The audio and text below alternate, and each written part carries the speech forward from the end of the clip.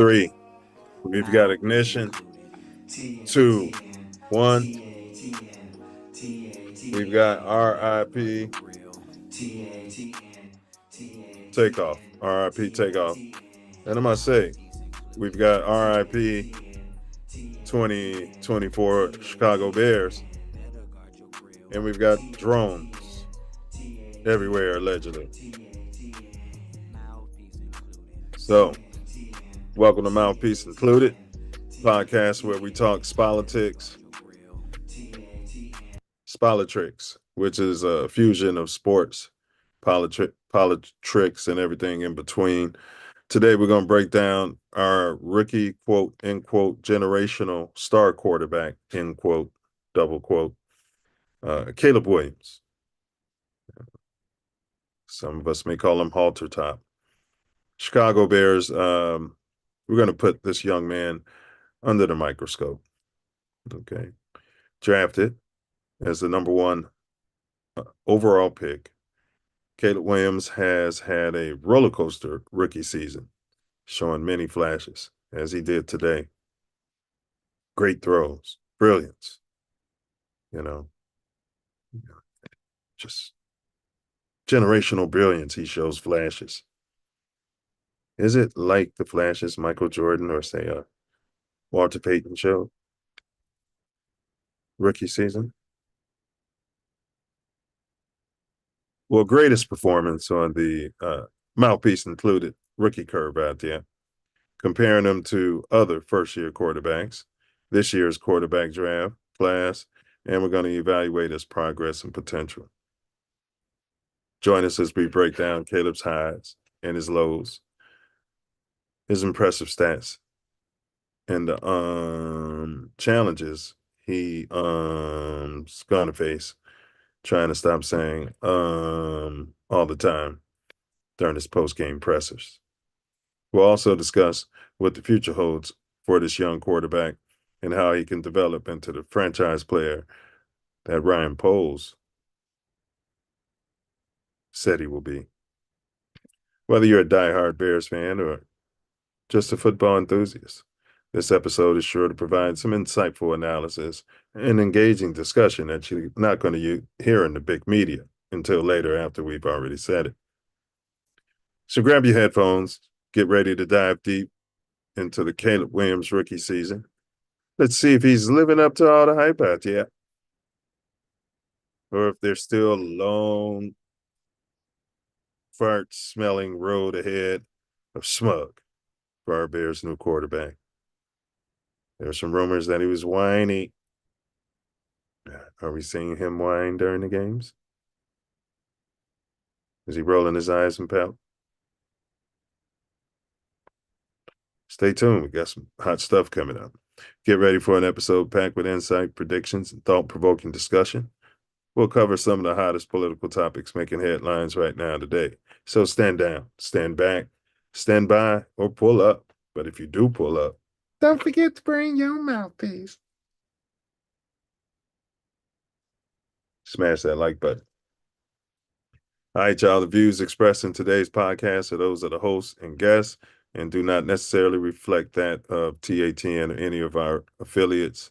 So let's grab our mouthpieces and get started. All right, let's get it going. Let's get our co-host in the building. Jackie Robinson's finest.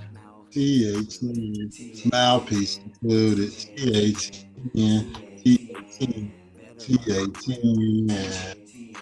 Happy holidays there, fella. Merry Christmas. Ho, ho, hoes.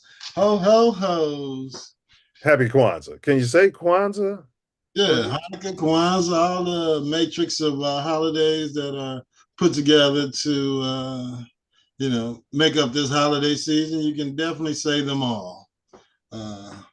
Yes, you can. We got to have something here to celebrate in the city of Chi because football season is, it has been officially over, but it's deader than a doorknob now. So it's just a matter of playing out these last 2 games. The players are ready to go on vacations, apparently. And we're starting again with a new coach search and some other things we'll talk about later on here in Mouthpiece Included. Yeah, did you see Tyler Scott? What they found out a way to use him? I think they had him returning kicks. Was that the guy? Yeah. DeAndre Carter is hurt, so they're using Yeah. Tyler Scott now to return kicks. We can only get guys on the field after the guy in front of them gets hurt. We can't find ways to coach them up in practice and get them out there helping the ball club And and get him some reps. get them some reps until the guy in front of them gets hurt. So, yeah. Looks like he got some fresh legs, a little spark to him. You want to take one of them guys out at wide receiver. I think it's got to be DJ Moore and get him some more reps out there on the field, especially then when you're down 20 some points in the first half. So see what these guys got and see if they're coming back next year. But we'll see what the Bears do with these last two football games. First one. Yeah. I mean, who do you blame, man? I have to say Romo Dunze, bro. Yeah. Romo Dunze cost us that game. I don't know. Bro, he's coming around there on the handoff, all Yeah. right? They always give that to the quarterback, and then he made the big play on third down and had the fumble, bro. That game was over, bro. That game was over after that point, bro. You can't fumble the football twice like that. Yeah, not in the first damn quarter. No, it's definitely hard to get over that. But I mean, our defense didn't stop them the entire damn game. They didn't punt. They punted one time. So Oh yeah. Washington, the defensive coordinator, he's not getting a lot of good stuff on tape here. yeah, he's not getting it done. I'm just saying, it's not a lot of good stuff getting on tape. He's not getting it. Hey, man. Players, it's your show now, buddy. So they can't blame it on the defense on flukes anymore. Even though they were tailing off the last few weeks anyway. But yeah, it's tough. Can we say, and I think I fell victim to this whole, we're just a punter away. And I was sitting there, and then Caleb telling the punter on draft day, I was sitting there painting my fingernails thinking about you. and I decided to tweet that we're not going to need you to punt. You ain't got to punt very much this season. Like, are you kidding me? He's the MVP of the team. I mean, I guess I fell for like polls saying this is a playoff roster, and it was all the offensive coordinator's fault. Waldron. Well, yeah, JF1. Mm-hmm. Yeah. Getsy. Yeah. Waldron. Yeah. Eberflush. Yeah. Montgomery. Roquan. Oh, Roquan. Yeah, he came around asking for what he was worth. Yeah. Team leader. Everybody followed him. Yeah, it's all their fault. Yeah. Yeah, they ran through a wall for him. That culture you're looking for, that guy to keep the culture and tell those kids, who threw away my fingernail polish? Yeah. I threw it away. You know what I mean? It's a man's locker room. The locker room's like a penitentiary, kids. You know what I mean? I'm just gonna put it to you like that. That guy you need to run his sideline to sideline when they put the move on whoever's in front of him, and he can nail that guy before he gets out to the sideline and run for an extra 15 damn yards. Yeah, that guy. Is anybody on our team ever going to make somebody miss a tackle in a one-on-one open field? Well, it's definitely not Swift. He needs a block, and he needs to get to the outside. He gets a block, he gets to the outside. The next guy tackles him in the open field every time.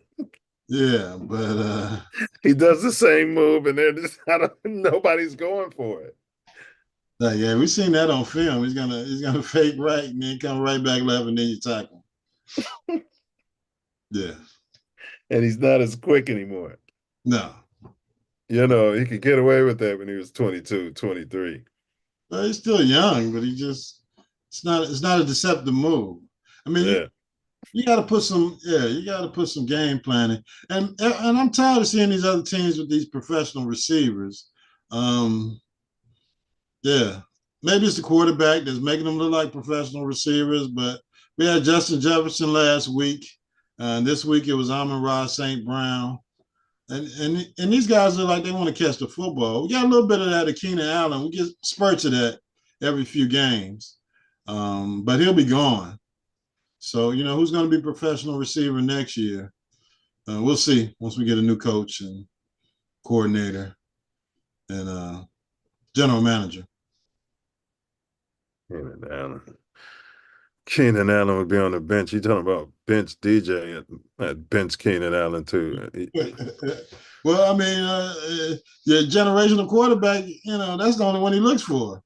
Exactly. And he's not going to be here next year. So this guy's got to learn how to start looking for somebody who's going to be on this roster next season. Absolutely. Whether it's Tyler Scott or DJ, well, we know DJ Moore's not going anywhere. They just gave him a Correct. extension. So correct. You got to force this guy to start looking for somebody else who's going to be on this roster next season in these last 2 games. Absolutely, because what he's got going. I mean, he just looks. Well, he looks for Roma Duze all the time. Yeah, but that's okay. That's somewhat okay because he's going to be here. And he doesn't look for the tight end for some reason. He doesn't target him at all. Well, what I've noticed, Mm-hmm.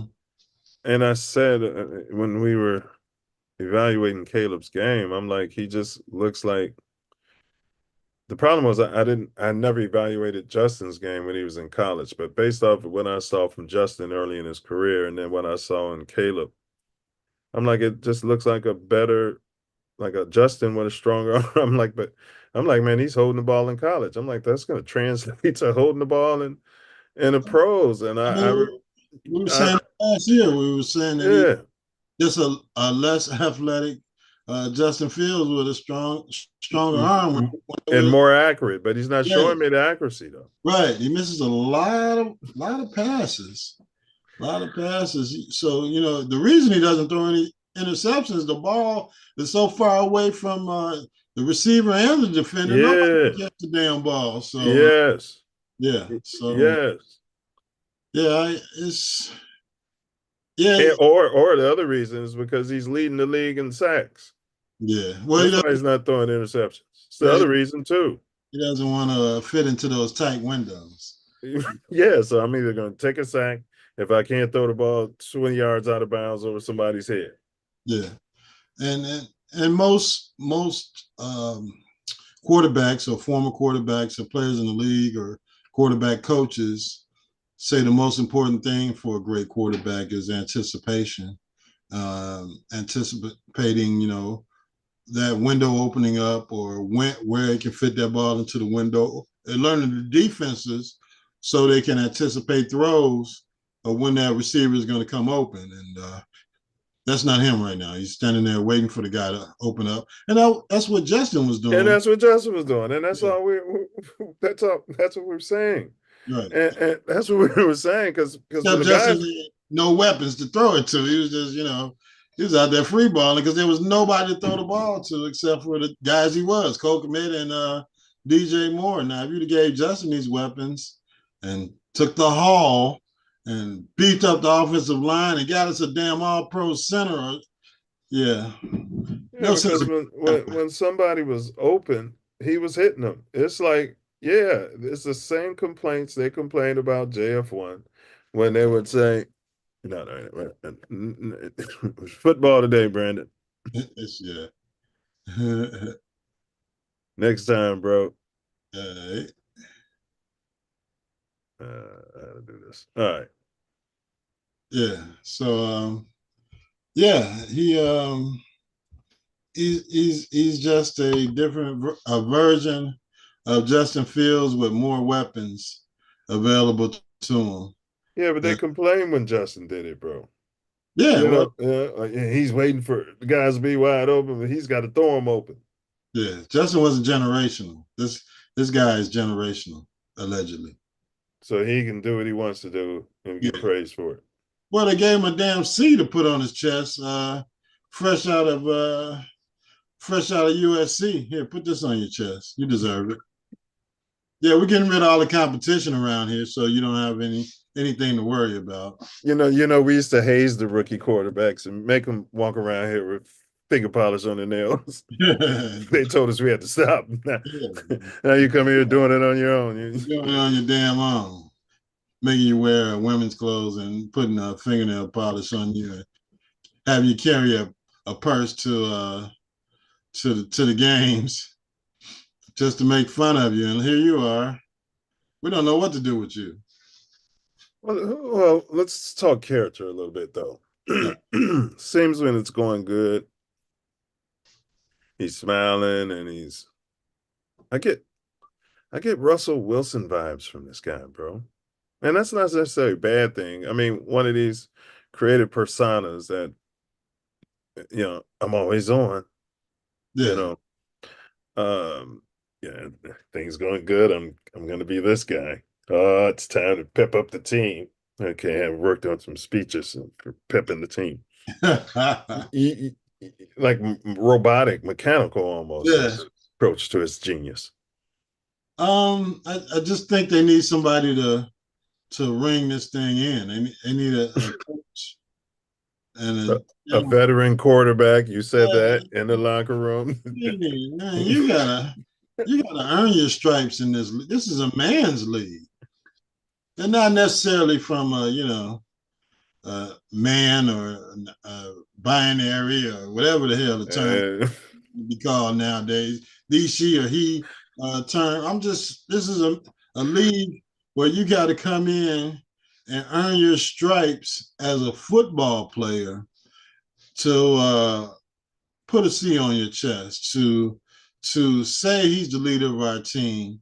You got to know the playbook, understand what it takes to win a football game, which I've been harping on the last couple of weeks. It's not easy to win a game in the NFL. Man, listen, bro. You Let me got tell some you other something. rookie quarterbacks that are doing it, but Well, you to your point, and as a leader, you've got to. I don't care if you're a rookie. If you can't do it, he's not ready.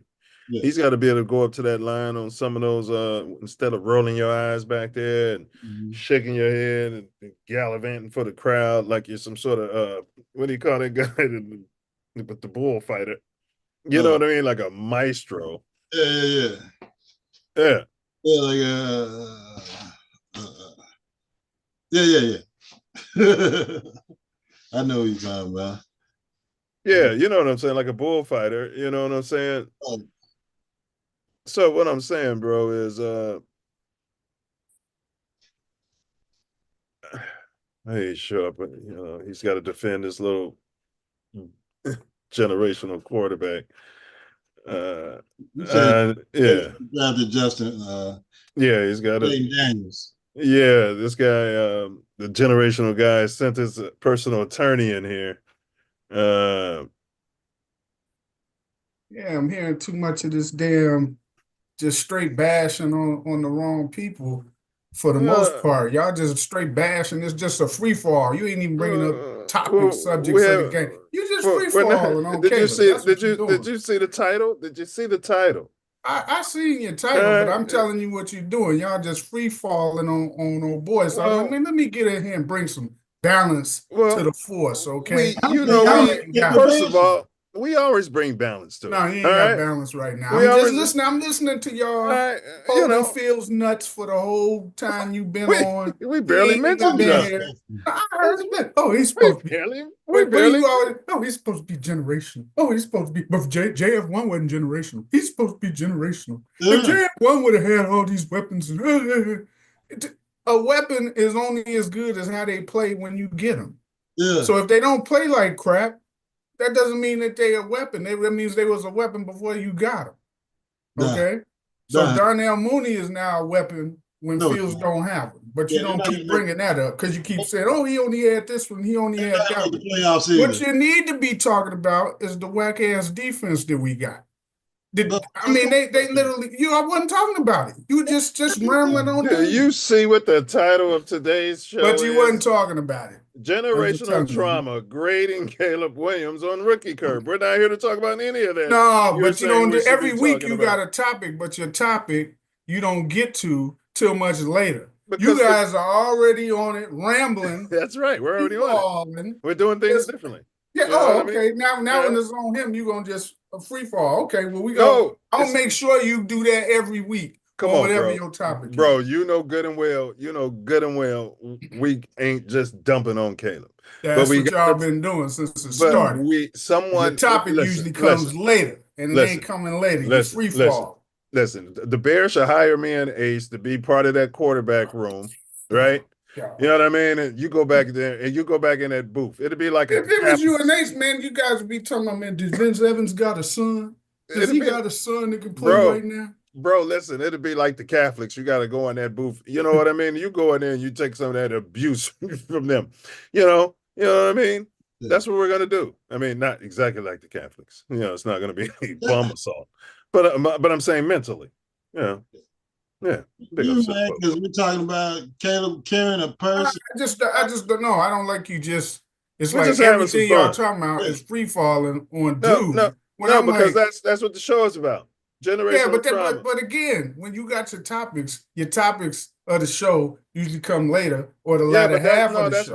that's But because you just free falling. that's because the Bears season is over, which we said in the Okay, introduction. okay, So we're okay. jumping right into it. We're not going to waste much time on Maintain these that guys. same intensity every week on whatever you talk before you get to the topic, because that ain't how you usually do the show. You usually bring up the topic second half of the show, you discuss it. Y'all just was free falling. If I hadn't jumped in here, y'all still be going.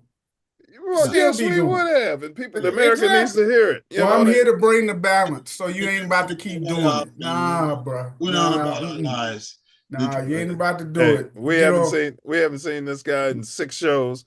We put in here Hey man, you the generational only trauma, one switching up grading. times at the holidays. Oh, I'm gonna do it at this time. Oh, I'm on the West Coast. Let's do it in 25. We can do it in 45. Man, why got time for that, man? I bet his CO wanted to throw him over the throw him over the ship. You know what I'm saying? All right, grading Caleb Williams. This is what this is, bro. Like, now we're not gonna just come in here and say he's great. He's a rookie.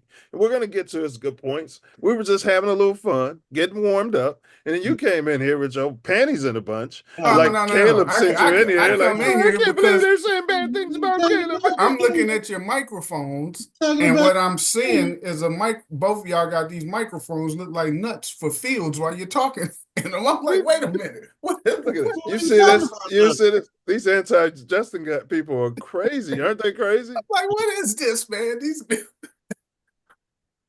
These anti-Justin guys, this guy pops in here. Carrying on forever. Yeah. Now listen, half of it was tongue in cheek. We have a little fun. You know what I mean? But we were getting into the meat and potatoes. I'm not gonna sit here, bro. Just like I never sat here and said everything Justin did was good. I never sat here and said everything Justin did was good. What our pushback was is everything he's doing wasn't bad. You know what? The comparison I made is he needs to see him wide open before he throws the ball, unless they're down by 40 points or unless it's 4th and 5, and then he'll give the receiver a chance to make a play. He doesn't want to, Caleb. He doesn't want to throw an interception. No, I wish he would swing it more, but actually he wasn't doing that today. Today he was hitting some balls on time. Now some of them times he didn't get but a second and a half before he was, the pocket collapsed. But he did a better job today than he had the past couple of weeks of trying to get the ball out quickly. What I don't like is that the coaches, when the Bears do get momentum offensively, I don't think they stay on him enough to maintain, hey, if you see him open, let the ball go throughout the game. It's like once he gets in the rhythm, they kind of just start, hey, go do what you do. But no, you got to pull him back in and say, hey man, no, I need you to maintain. Keep coaching him up. Yeah, but they don't do that. Once he gets a rhythm, they kind of just let him go. Well, that's something he said. What's your response to that? He said that during the game. He sent a text and coaching. So it comes down to coaching. Yeah, and I mean, I don't know how many times I see them. One of the points I made earlier in the season is this team, you can't run the ball to set up the pass with this team. It's the other way around. You've got the pass to set up the run. And if you notice, each game we'll start off with like a run play or a couple of run plays. They get stuffed like immediately. And then you in 3rd and long. Well, this game they started out with a pass. The player was wide open and Caleb missed it by a mile. This game. I didn't see the first. I think I turned the channel when it was like we ran We play ran. third It down was we for ran. the It was first like series. it was like 2nd and 6, and then the second down play we had Keenan wide open running to the sideline, and Caleb just missed it by a mile. It happens, but that's what happened on that drive. But the first down we ran it. Yeah.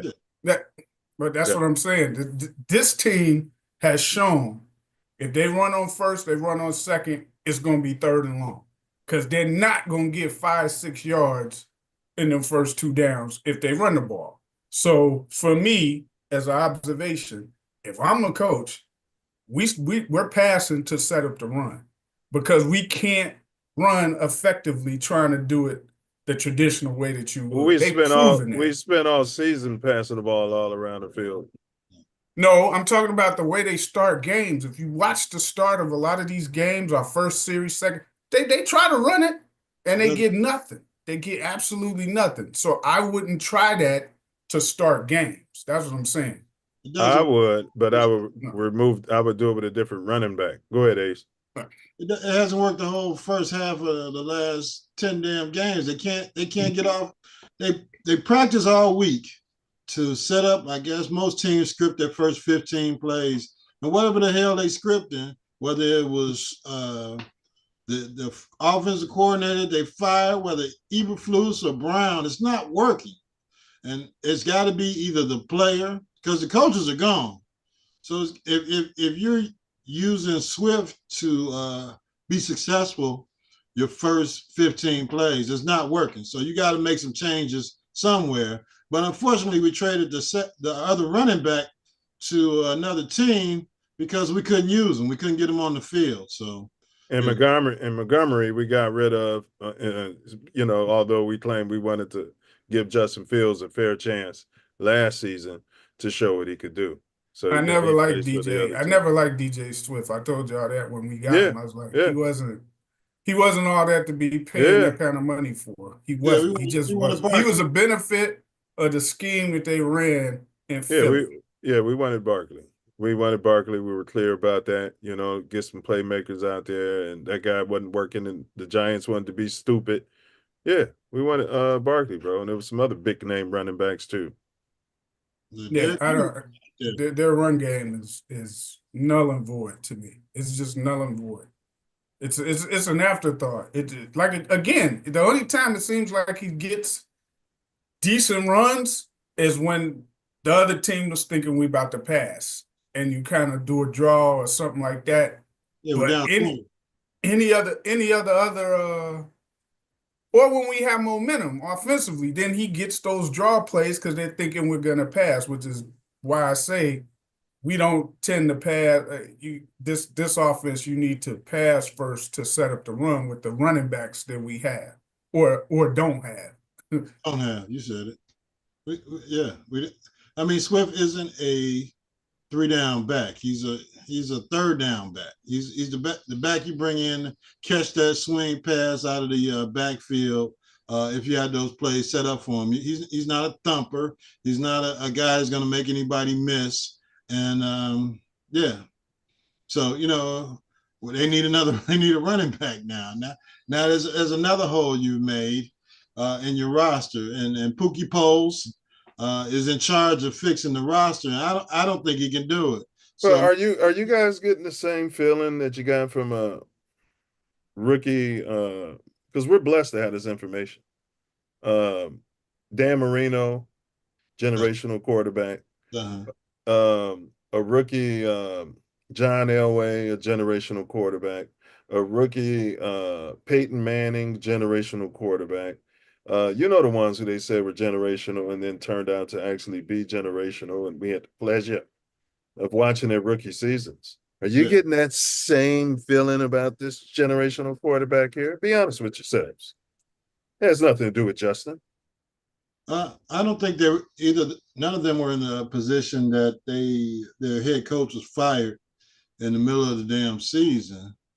And I think they were working toward an identity and they were adding players, which is the Bears are going to have to do, but to have to retool your team based on who you're going to hire a head coach during the rookie season of your generational quarterback is tough. So we'll see what happens from here in the offseason. Good day. Yeah, Go ahead, Diesel. It's rough and tough because so if you go back and you look at all of whatever they were called generational quarterbacks that were drafted, or just the good ones. Well, when did they become good? Because most of the guys, even the generational ones that turned out to be generational, they weren't that they rookie year.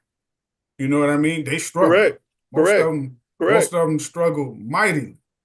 Now, but did you come away feeling differently about them? Like, man, some of them you didn't know. You were like, man, this dude.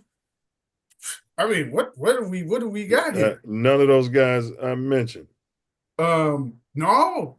I mean, Peyton Manning, man, they were like, man, what's up with this dude? Throwing all these picks and stuff. He was throwing some rocket touchdowns. He threw a lot of touchdowns. He threw a lot of touchdowns. He threw some touchdowns, but he wasn't sitting there on 14 touchdowns. But he was sitting there with a whole bunch of. He was like Jameis Winston, his first thing. But he was letting the ball go. He's damn right. But there's a lot of dudes who their rookie years, you didn't know how they were going to be. Now, this remains to be seen because we don't really know. So you didn't. But see, hold it. That's what I'm asking. You didn't know. We had the Peyton Manning and generational John Elway, and you didn't know after. No, you didn't let me finish what I was going to say. We didn't know. Most of those guys, I'm pretty sure they still all had the same head coach the following year, a lot of them. And who was the offensive coordinator? Did he get changed from that rookie year to their, to their second year? I'd have to look it up as far as the offensive coordinators, but most of those guys, I think they all, for the most part, had the same head coach going into their second year. You know what I mean? So, I mean, for Caleb, coordinators, that's going to be 3 in 1 year, right? Yeah. Mm-hmm. Yeah. So that's kind of rough. But the good thing is you're so young that it shouldn't influence you totally. Because it's your first season, so you're taking in all of this stuff like, man, my God. But it's just your first season. And is that the problem? I don't. That he's taking it like, man, my God, and instead of, man, my God, I've been sucking this year, and maybe if I didn't suck so much, they wouldn't have ran through all these coaches. See, is he taking a delusional point of view? That's what I'm asking. His mind is like we said this before the season. He got a different kind of mind. Yeah. So you can tell, man. I mean, I'm sitting up there at some of the games, and he's sitting on the sideline. I'm like, man, well, is it the pain from him being hit? Or is it the pain or his mind is just wandering? He's a drama queen out there. And that's the same stuff they was talking about before the draft, bro. And some of it's leaking out. Yeah. Well, I mean. I'm not mad. But we honestly. Some of that stuff, I'm like, he got to be hurting from some of them hits that he be taking. Okay. But then his expressions on the sideline. Right. Rather than pout, you're a captain. Get up in somebody's face then. Get up in an offensive lineman's face. Get up in an offensive coordinator's face. I'm just saying, captain is just it's the wrong title that they gave him. They shouldn't have gave him that shit. I mean, if they gave it to him as a captain, right? Well, that just proves to you the incompetence. The incompetence of the overhead of the coaching ahead of him. Yeah. And for him to go, if he's a rookie, and it'd be different if they were balling and winning some games. And then you can go and get in some guys' faces like, come on, guys, that type of thing. But if the play isn't dictating, if his play per se isn't dictating that he can come and say, hey, man, what the hell are you doing? Or, hey, man, catch that ball. Or because, Quadras is kept, again, we talk about these guys, he got a receiver. But, man, these fools that haven't been playing like the stuff that they were before they got here. They haven't. DJ Moore, to me, he's been like pissed since before the season started. So do you play him the point guard, or do you play him all the other veterans that have It's been a having great combination. seasons It's a until the it's a combination. generational guy comes around. It's a combination. I'm It's a asking questions combination. because you seem to be a bit blinded, by Blinded this. by what? I'm telling you facts. Are like these Yeah. dudes. Have you seen any other receivers acting like they leaders? These dudes been in the league for years, veterans, right? Yeah. Have you seen any of them step up and be like, hey, man, coming to him like, hey, I got you, blah, blah, blah. No, you see DJ Moore acting like a diva half of the time, right? You see Odunze, he more likely to talk to his dad than he is to Caleb. That's what it seemed like, because his dad always defending him publicly. Maybe they're telling him don't talk to Caleb because he's special in the head. Maybe you don't want to hurt his feelings and have him crying in his mom's lap. You know what I mean? Maybe he's real sensitive. I'm just asking, bro. Maybe there's some stuff we don't know. But if so then you can say the same thing for Caleb then. Then it's stuff we don't know. Whatever he's doing, then the stuff we don't know. The same way you sticking up for them receivers, saying none of them coming and talk. I'm talking about dudes who've been in the league, proving themselves. Where's your leadership? Well, they have a leadership council, and they got a leadership council. You can't discount them. Like the Jedi's, huh? Like the Jedi. Like the Jedi camps. They got leaders. They got leadership con every year. Go ahead.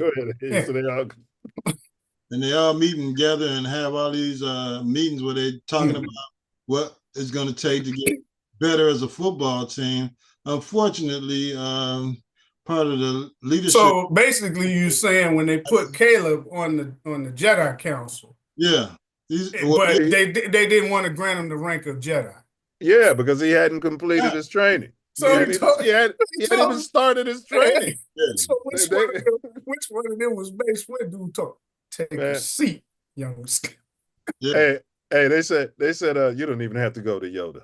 You know what I'm saying? We're just gonna name you Jedi. He's not getting respect around there with the other Jedis. I can guarantee you. Yeah. They saw him crying in his mom's lap, man. And who else in the quarterback room could say anything to him? You got Bilbo Bajan. And I don't even know who the third quarterback is. So. Rip. And then I think the worst thing is that the head coach, who is doing a good job of somewhat, if you want to call it, handling him, he was doing a good job until he took the title as head coach, and now you got to worry about more than just the offense. And there was a moment he was trying to talk to him, and Caleb was trying to walk away, and he grabbed him. Fox does a horrible job of hiding the narrative. Now, I don't have a problem with that either way, but bro, what I'm saying is, Caleb, man, it seems to me, Diesel, like sometimes once he gets it going, he's like, a Sammy Sosa guy. I've known guys like this in sports. They play like such shit because they're only about themselves with the stats and what they're not going to do at the end of the day. I'm not saying this is Caleb, but hear me out. And then the game gets behind and it's able to run up these stats and everything. And then everybody says, oh, they're not the reason. Man, you should know those types. You went to Simeon. This guy went to Leo. Those guys come in there with all those inflated numbers, and they come out there and they get bummed. What I mean? But and then they're getting stats against your second string. Go ahead, Ace. Go ahead. That's how Cutler was. He was out there running up stats in Denver as they became a Pro Bowl quarterback because somebody got hurt. And the first thing Denver could do is take all of our damn draft picks and ship his ass out of there and send him to Chicago. And he, And Urlacher called him a what? Called him a female cat. Yeah. Go ahead. Yeah. But I mean, so I hope he doesn't fall into that same mindset as a player, but that's all going to be depending on the coach and this culture of winning that we don't have as of yet, this identity for this team that hasn't been established as of yet. And the players that have to come in here that are football players and not just, good faith guys, And I don't see him. I don't see him as a stat guy trying to just put up stats. That's on the organization. Really go ahead. Go ahead. Because I'm seeing him in these games, and I'm seeing him bringing us back, putting us in positions to win certain games that he couldn't control the freaking defense letting a Hail Mary. He couldn't control the motherfucker bouncing or blocking field goal kicks and shit.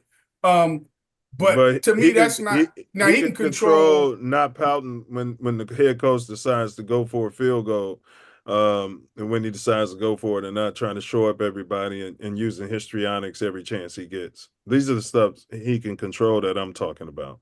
Now, did you you got to see say that because you misleading when you're saying it as if he's looking for stats. I don't see behind all of those games. He's not looking for stats, but those when the majority of he's getting stats in those games from trying to win the game, which is what you want to try to do. Where's the stats in the first half? First quarter, even. Well, again, we just been talking about that. Is he trying to win? Yeah, he's trying to win, but if the offense, if again, what I think is you shouldn't be trying to run the ball. You need to be passing to run the ball with this offense. Okay. Pass 50, 60 times a game. So you setting up the run from the pass as opposed to running to try to set up play action. It ain't working with this offense. It hasn't worked all season. Here's the problem, in my opinion, and it's not a Caleb issue. They being our organization, yeah, it's all about Caleb. I kept hearing everybody say it, even the media. This whole season is about Caleb, and Caleb's development is the most important for this team, and Caleb, and it's all about Caleb. It ain't all about him. No, and that messaging should have been made. You got to make sure he knows that. That's why he should have been carrying bags. Nobody should have picked him up from the airport. You got to make sure he understands that. Now, that's one thing, the outside noise and your generational and you all that. But in this locker room, you got to understand that you got to earn that, bro. And that's coaching, bro. That's why he feels like when the quarterback for Houston tried to pull him to the side, he wants to pull away from him. But you don't know, like you just said, you don't know what's going on. When you try to pull away, you don't know what's going on. We're assuming, right? We don't know. We don't know what was said or how. You don't know. You're assuming. So you can't make that kind of statement. So he wasn't crying in his mom's lap at the end. You can say that because you've seen it. It wasn't even say that because you've seen it. Well, maybe he wasn't crying. You can say that because you've seen it. But that doesn't mean he was crying. That happened. But you don't know what was going on at that field when the game was over. He could have had something in his eye. And you don't know why he was crying. His mom could have just gave him some very bad news, and it just so happened to be after the game. Who knows? Ain't no telling. You see holograms in the sky. You can think they're, Right. I mean, we don't know why Fields would have been just sitting over there on the side. We don't know. We don't know these things, right? We don't know what he might have been thinking. We know they won 7 games last season. We know that with less talent. We know that with less talent. Yes, they did. Yes, they won 7 games with less talent. Won 2 of them games with the backup. So, I mean, They should have won 10 last year. Yeah, would have won 9 or 10. And they should have won a lot more this year. Same thing. Same result. You still at home. It doesn't look like they're going to win any more games this year. Probably not. Probably not. Because we're always down like 17-0. Or more. And it's tough to blame the defense, and it's tough to blame the offense. No, it's easy, but hey, no, you can blame that. That's the part that got me the most mad. Y'all wasn't saying nothing about that damn defense, man. That team's going. No, I'm talking about when bro. Like I said, you be bringing up the topics later. There's nothing in here that has anything to do with Lions post game. It never does. It never does. It always does. But we talk it always about does. It's you read the titles. That's cap. The stream always says it does. That's cap. It does. No, that's cap. Whatever the subject is. Should I take a screen? Let me show you what our titles are. No, but you just ignoring what I'm saying. The topic is the topic, which gets discussed. I'm ignoring it because you've said it multiple times already. Because it's not registering. You just keep avoiding what I'm saying. So you're just gonna keep saying it over. So when are you gonna discuss the defense didn't do nothing, right? When are you gonna discuss it? You said it. I don't understand. Is that what people do? It's not registering. I'm just gonna keep repeating it over and over. Let me just talk Ace, that's like having a wrong key to your door, and you're just gonna keep trying to, you know what I mean? Yeah, you're just gonna keep doing that. Well, no, but the locksmith come and give you the correct key, but you keep using the other key, the wrong one. That's what you keep doing. Yeah, you keep up. It's like the Bears narrative of all of this was one person's fault, and so we change that one person, everything's gonna be fine. Yeah, we need somebody who can bring us back when we're behind in games instead of somebody who can start the game out and give us a chance at the end. We need somebody who can play modern football and chuck the ball around 56. Did you see they showed a stat of guys that have 300 yards in their first like 9 games? He was on this list. Only one of them had won a Super Bowl. Okay. And they were like, that's a great list. Only one of those guys had won a Super Bowl. One. Stats can be misleading. I say it all the time. Yeah, but you wanted the modern All the football. time. You wanted this. This is what you wanted. We could have had the Hall. We could have had more talent in there on both those lines. No, We I could have wanted professionals a out different quarterback. I told y'all that from the jump. I didn't want Justin Fields as the quarterback for the future. I was like, I ain't gonna pay him no money, no extension, so trade him. That was my whole point of view. There was no reason to extend him. He was under contract. He wasn't gonna want to play. He would have held out probably. He would have probably, yes. That man would have probably held out. Yeah, it is, Ace. He was disgruntled. Why would you keep him and he's gonna be disgruntled? He was the starting quarterback. Why would he be disgruntled? The fans loved him. Guys do it all the time. Guys do it all the time. It's just like the Neil in college. If the quarterback, if they go with a different quarterback, he's hitting the transfer portal. He's mad. He's upset. That's what happens. Justin's a free agent after this year. What if the Bears bring him back to Chicago? That ain't gonna happen. So he's not an upgrade over Bilbo? No, they don't want to do it because the generational guy. They don't want him. No, he's better. He's better. Talent. Overall, he's better than Bilbo. They don't think the generational guy should have to overall. earn it. They don't think the generational guy should have to earn anything, Ace. No. That's basically what it is. Yeah. Now it's going to be now. You're going to have out of the top 10 teams on the draft, at least 5 of them, at least 5, going to need quarterbacks. Now you see what happened in Atlanta. They paid him. He still got $100 million guaranteed. Yeah, they all got money. And that's what we were saying. And then look, so the equivalent. But you thought, remember, they thought Atlanta was crazy. That would have been, but that would have been the equivalent of us keeping Justin and drafting that generational quarterback without the 50 million or the 100 million. It would have been that equivalent. Yeah, 5 million is what Justin. Yeah. Made. And if Justin, if you mad, and Justin, if you mad and you don't want to, and you want to hold out, that's fine. Then we'll play the generational rookie. But you would have been stuck with the money because you would have had to. You'd have had nothing. You had him under contract. He wasn't going, but he wasn't gonna. I'm trying to tell you, guys like that, they get upset and they will hold out. He was so you're gonna have him on the roster. Trade him. So then you play the generational rookie. No, you would have. You should have just. They did right. Trade him.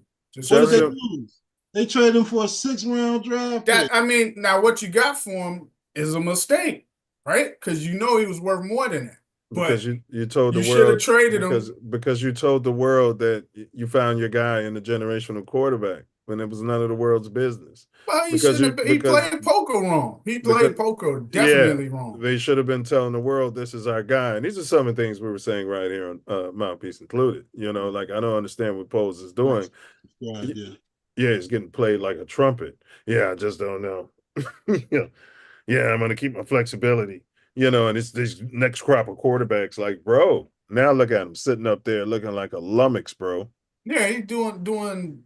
I mean, we all agreed that you're not even interviewing other guys and stuff of that nature. Yeah. Just like dumb. Just Carolina's going to end up with more wins than the Bears this year. Who won the draft? Yeah, who won the deal? Bears still won the deal. And your boy. Won the deal. And if you look at these numbers behind me, the generational quarterback before this game, the first 9 games, he had the same numbers as Carolina's quarterback did in his first 9 games, and everybody said he was a bust. Same numbers. Yeah. And again, I go back to like rookies, man, unless they're achieving in that rookie year, and again, it could be attributed to offensive line. Well, the line is one thing. A whole bunch of different things can make that rookie look good, right? Yeah. Offensive line, the coach, the offensive coordinator, the scheme. A greased up offense. They come into an offense that's already greased up, like Purdy did. Ben Roethlisberger, rookie year. He comes into a set and a great team. defense. But I'd say Purdy too. Purdy, yeah, that's a perfect Purdy. example. Yeah, Purdy. yeah. But most of the rookies, at the end of the day, they don't like if you just looked at, and this is what I tell you, stats can be misleading. If you looked at these top rookies that they're always comparing, touchdowns and picks, you'd be like, oh, Caleb is him and Jaden Daniels are like almost tied with the before today's game. They were like almost tied, touchdowns and picks. But if you go and look at the games, you realize it ain't the same. You see what I'm saying? So, Hey, did you see when he slid? He had that long run, and he looked at the first down marker, and he slid short again, and he got up and celebrated. Then he realized, oh, I'm short, and let me hurry up and get to the huddle, and we barely got the next playoff. This keeps happening, bro. Like I've been watching a lot of rookies, bro. They don't be doing stuff like that, bro. They did that in Hard Knocks when they put him on the water slide and told him to slide in the water. Yeah, slide. Yeah, that's what they taught him. I mean, it was a great play. He got hit by 3 people, and I know, but he that thought was he a had play where he should have went head first Yeah. and went down because nobody was coming to hit him. Yeah. And you got to know you didn't get the first. And then he got up. Yeah, I'm like, is he concussed? Because he got up and celebrated. No, you're short. Well, hey, it is what it is. What he's been taught this year, and hopefully, with the new regime. Now, I don't know if any of y'all noticed, but I was watching. You know how they keep anointing like Bo Nix? Oh, he's ascending so great. He's doing so. I watched this man. Let me tell you, I watched this man throw 3 deep balls. 3. The motherfucker cannot throw deep. No, I mean, man, wait now. So you guys, the next time y'all watch him, man, he throws a real bomb. I'm not talking about something on the road, but when he tries to throw a deep ball, man, that ball went up like this. Like Bilbo Beijing. I was like, what the? So that was the first one. I was like, he's got arm like Bilbo Beijing. Man, I'm telling you, bro. I was like, he did it again, and then I seen him do it again. I said, and this is the dude that they keep talking about. Oh, he's improving so much. He's improved. I was like, man, I'm gonna be giving up the deep. I'm gonna be like, man, you got to beat me deep from now on, because he can. Oh my God. You got to see it, man. I'm not sure a generational quarterback can throw deep either. Oh, he can't. Ours can't. He ain't accurate when he throws deep. Yeah. From what we've seen so far, he's just not accurate when he throws deep. He can chuck it out there, but it's not going in anybody. Yeah. Now, have we seen any of these where they like been open deep? I think we've seen a few times this year. He'll hit them sometimes, man. Yeah, he'll hit them sometimes, bro. But they catch it 20 yards and then they run the other 30. I mean, whatever long plays they get. I'm saying he'll hit some over. Maybe I wouldn't say deep. That's what I'm saying. He's not chucking it out there accurately. He has some explosive. Man, he threw it like 30 yards, the ball 30 yards Goff over there. Through today. The bomb that he threw to the Williams. Yeah. For touchdown, right? Yeah. He threw that against what's her name? Simone Biles. Yeah. Well, it was on him and Tariq Stevenson. Do you know Mr. Biles? Mr. Biles is a safety, though. You can't let that guy. But Tariq Stevenson was playing off coverage and just let him. But that's because he expected the safety to be there at that point. Which he was, but he did the same thing that he did. Just let him go right by. Didn't do nothing. My job is to pass him off to the safety, and the safety's job is not to let him get by him. This dude is fast. Right. That was just horrible. But see, we could have been running plays like that for Hall of Fame Velus Jones. And I'm not going to back off on that. This could be Velus time. You know how many punt returns we could have had? Kickoff returns. I'm telling you, I liked Tariq Stevenson before the season started. Yeah. I'm starting. He hasn't shown any improvement. He gets burnt all the time. Yeah. Whether it's a short, third, long, intermediate, he's burnt all the time. Like, dude, what is wrong with you? They should have benched him after the damn Hail Mary.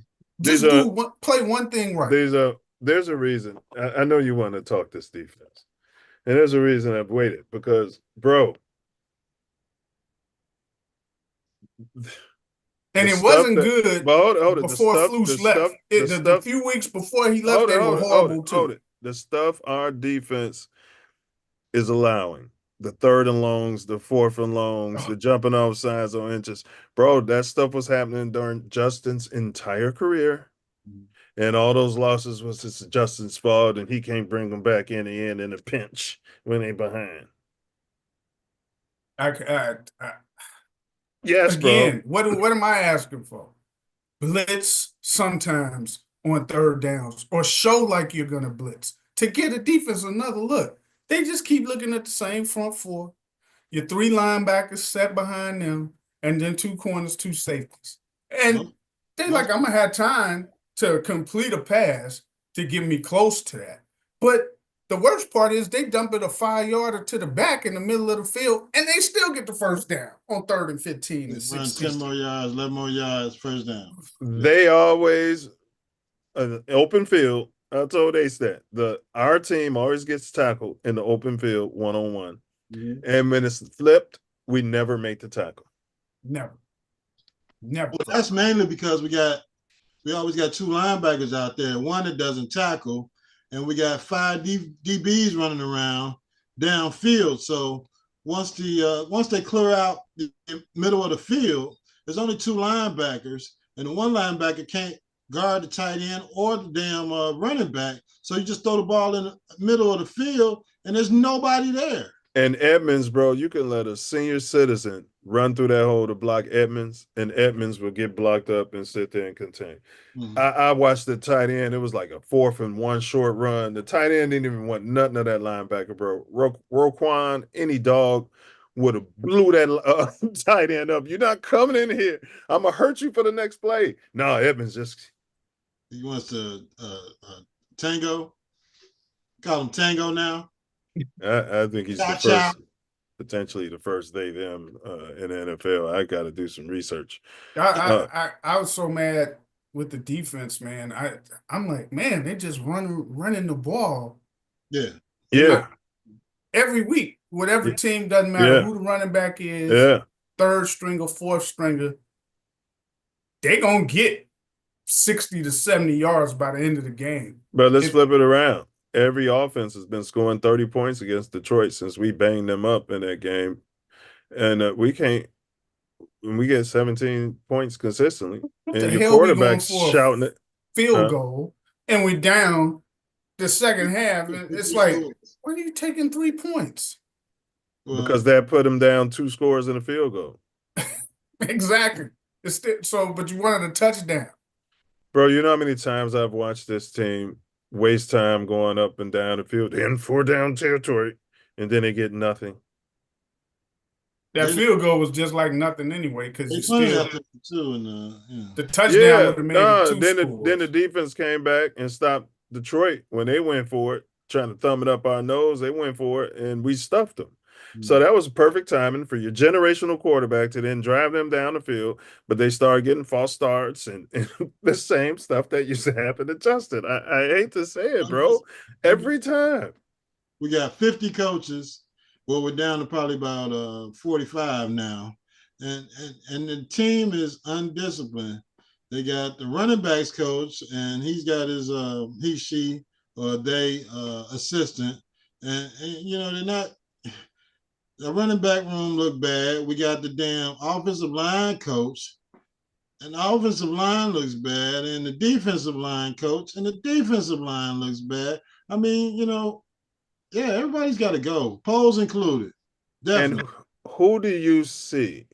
Is this generational? I don't know. I guess I don't see that, because what happens is those people get singled out nowadays.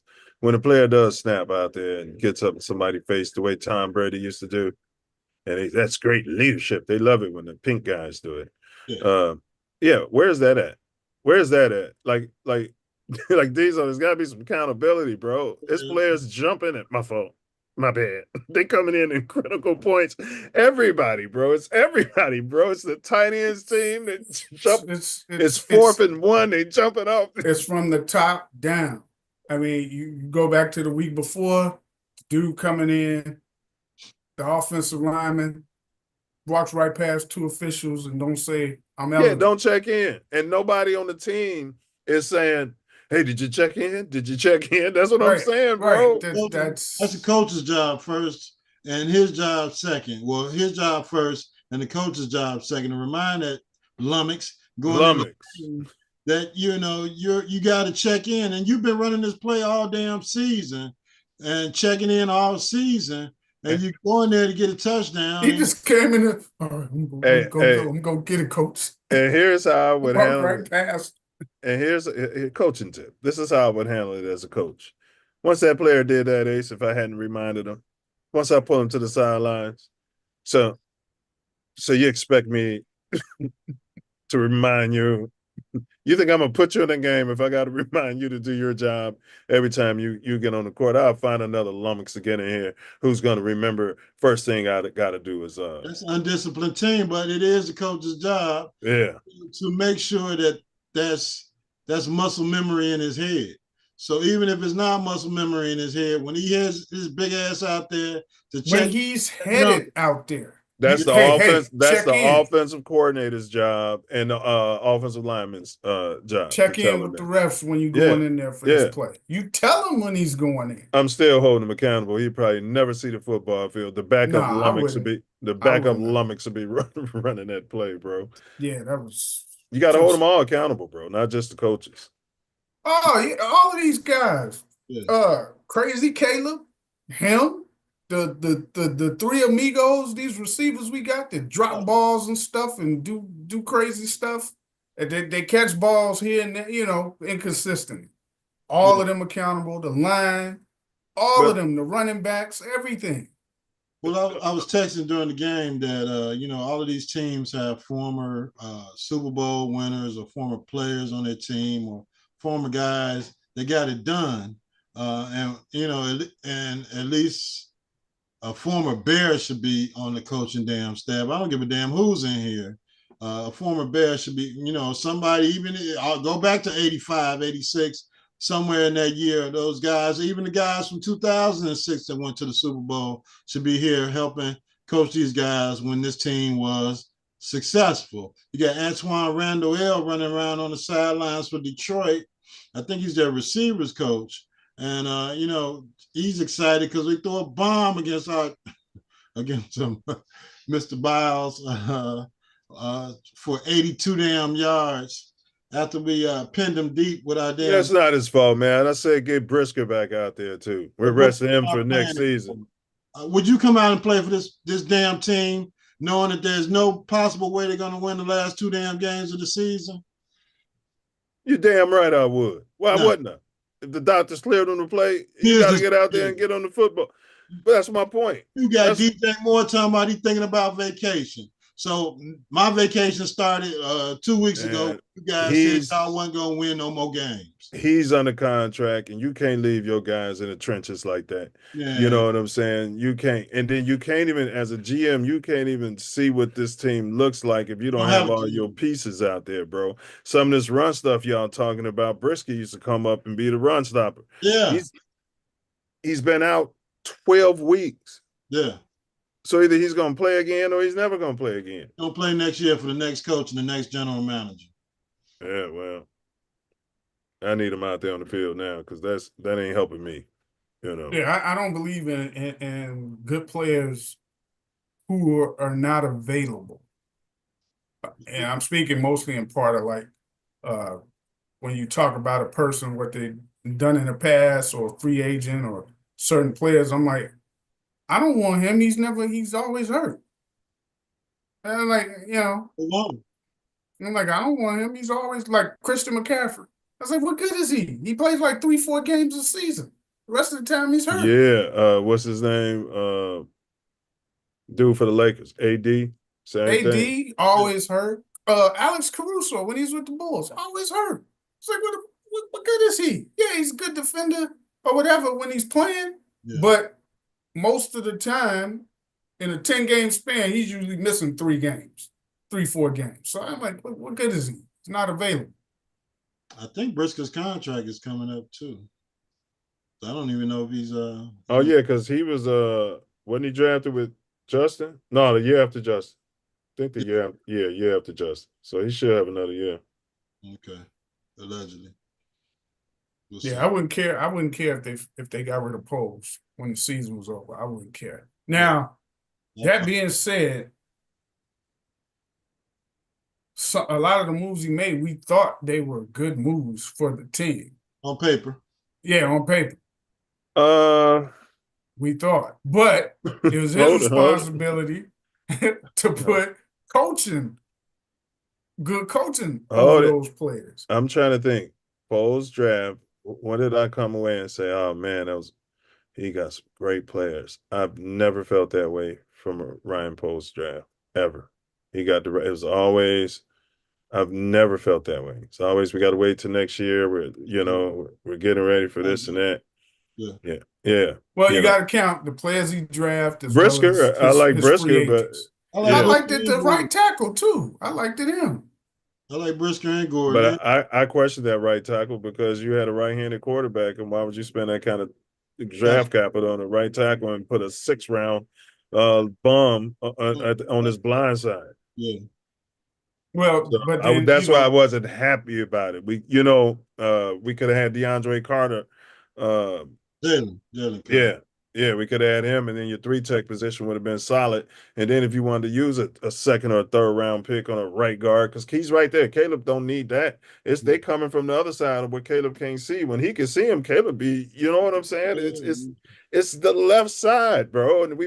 And Poles put that together. Well, he's hurt now. I don't know. Well, the left tackle, whoever that was that started, he went out on the court. Braxton. That was Braxton Jones. Yeah, he went on the court. Yeah, he went out like the whole team. Both teams was out there, bro. I hope he had some movement in his extremities because both. Oh, he gave it to Utley. Mm-hmm. He was doing that a lot on the cart. I thought he was gonna start dancing. He was doing that all on the cart the whole time. Like, yeah, it looked like he could have got his ass up and walked. If you'd have seen him, he's like to the fans and everybody. Like, what?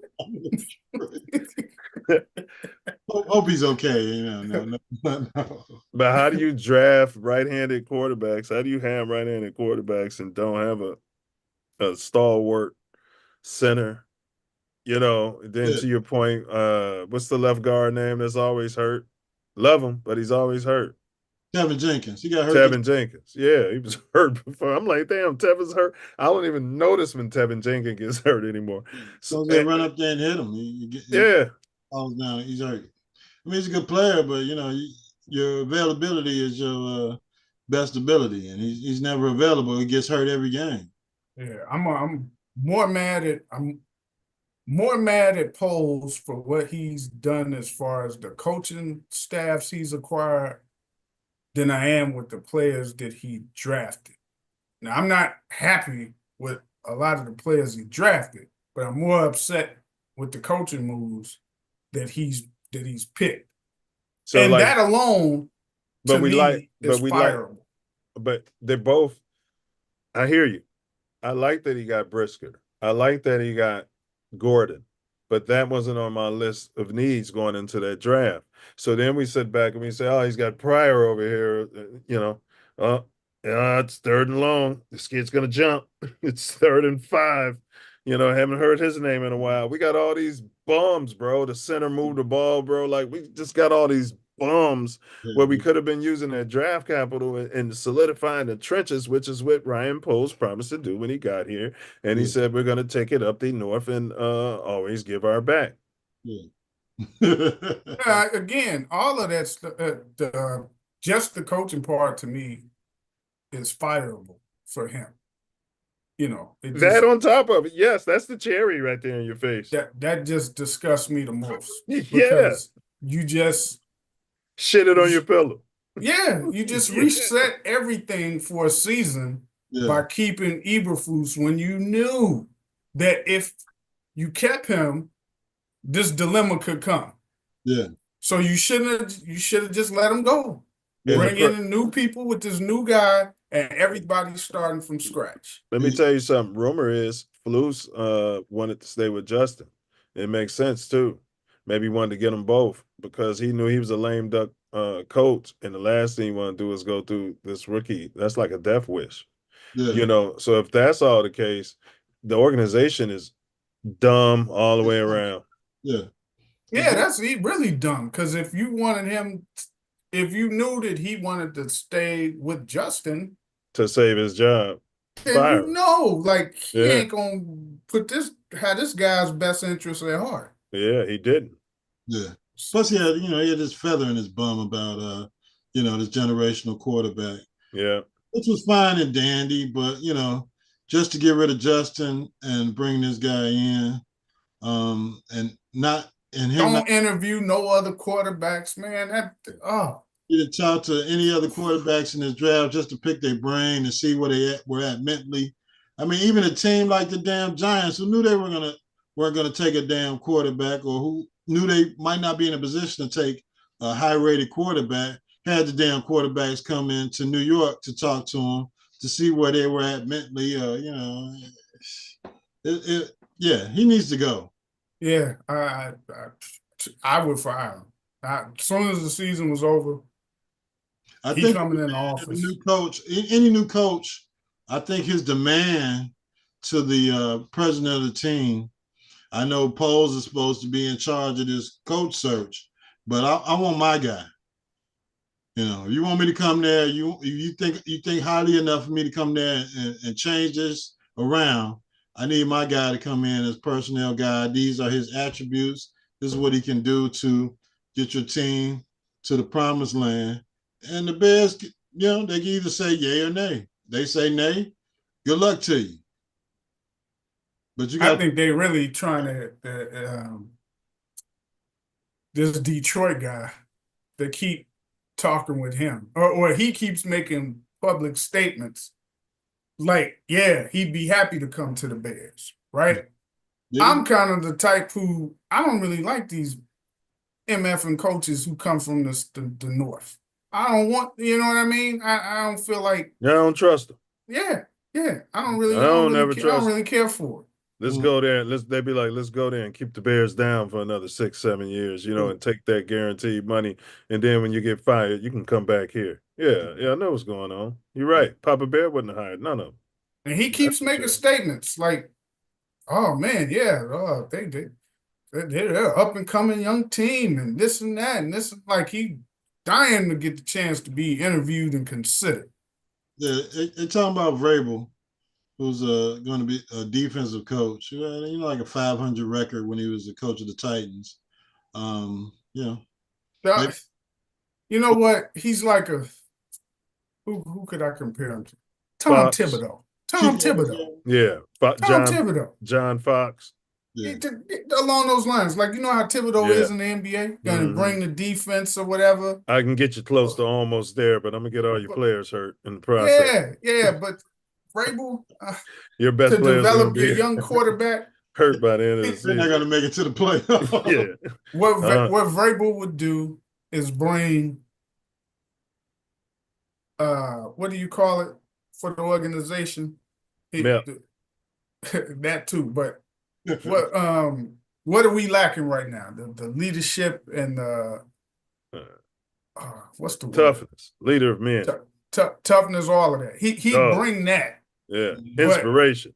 But as far as developing a young quarterback, I don't see that unless he got the right offensive coordinator. And chances are he gonna get the type of people he had when he was in Tennessee. Yeah, he didn't have a quarterback there. Well, he had a young Tannehill, right? Yeah. Tannehill was pretty young. Well, I tell you what, defensive-minded Bill Belichick sure did a great job developing a young 6th-round generational draft pick, Tom Brady. Sure did. Yeah. I don't think that was him, though. I think that was the correct. So all you need the coordinators, right? So all you need is a guy. Yeah, you just need a guy who can. Well, I said it would depend on who he got as a coordinator, but chances are he's gonna get some of them dudes who he was with from Tennessee. And Tannehill didn't really, he turned out to be one of them dudes like the Bears have always had. You win despite your quarterback. You know what I mean? That's what we've always had. We've been winning when we did win, despite the quarterback that we had. Well, speaking of Belichick, I was watching little series on him this morning with him and Saban, because Saban was one of his coaches when he was in Cleveland. And they were going back and forth showing how they prepared their team to play a season, play a game, and win. Telling guys to do your job. They had, and I was telling my wife, like, this is what we don't have in Chicago. She's like, coaching. I was like, listen how he's talking to his team. He's going over different scenarios at the end of the game of what's going to happen. If it's 30 seconds left, what do you do? If it's 30 seconds left, what do we do? It's 30 seconds left. What do we do at the end of a game to win the damn game or be in a position to win the damn game? And he's going back and forth telling everybody, you got to do your job for us to win the game. You can make plays and do spectacular stuff out on the field, but if you're doing your job, if you're doing the job that you're out there to do, then we're going to be in a position to win the game. Yeah, it's the accountability thing. All of them in that circle when they were at Cleveland, him, Saban, there was a few others, they would basically, when the game's over, they will hold everybody accountable for things they did wrong throughout the game, Brady included. Yeah. And they had more team meetings as opposed to everybody breaking out into their satellite groups, the quarterback room and this and that. No, we all the team, we're going to embarrass each other. Yeah, because he had everybody out there when he was going over the different scenarios. Yeah, so they all knew. Everybody knew what the hell was going on. Yeah. And I was like, yeah, we don't have nothing. We had nothing like this in Chicago, which is why the damn coach had no idea what to do at the end of the game, and which is why he got fired. Yeah, we don't have anything like that. Yeah. I mean, once he went to Bo Ricks and got his hair done, and got him a nice. John Fox had been younger. He could have, he could have helped us. He was just too old when he came here. What do you think about Jimmy Johnson? I saw him up there in the booth. I'll bring him back. Shit, if he wants to coach. Oh no, he's too old. He's too old. He could barely. If you listen to him sometimes, he can barely talk now. Oh yeah. He doesn't want to coach, but if he wanted to, if he was if he 10 or 15 or GM, would you take him as GM? Because he was the one drafting all them Dallas players. I still think he's a little too old now. To be the GM, bro. He don't need to run around talking like Poles. Well, when you get older like that, sometimes you can't travel. You see and things like that, it ain't the same as when you were on it. You know what I mean? Jimmy would cut you at the opposing team's field. You wouldn't make it back on the plane. Yeah, he held you accountable. Oh yeah. He held you accountable. Belichick held you accountable. There's a lot of good ones. Yeah, that held you accountable. But they did it to make a point though to the whole team. Yeah, we ain't playing around here. This is business. Ain't none of y'all too far gone to see that. What's the guy?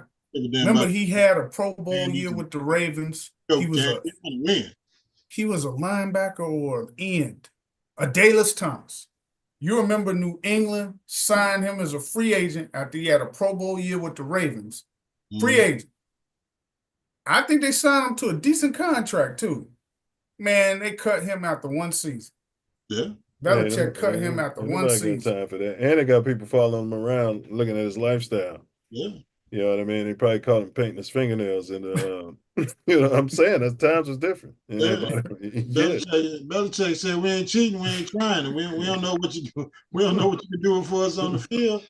Oh, we see what you can do. Yeah, no. What you're doing in your private time is their business. They paying you millions of dollars, bro.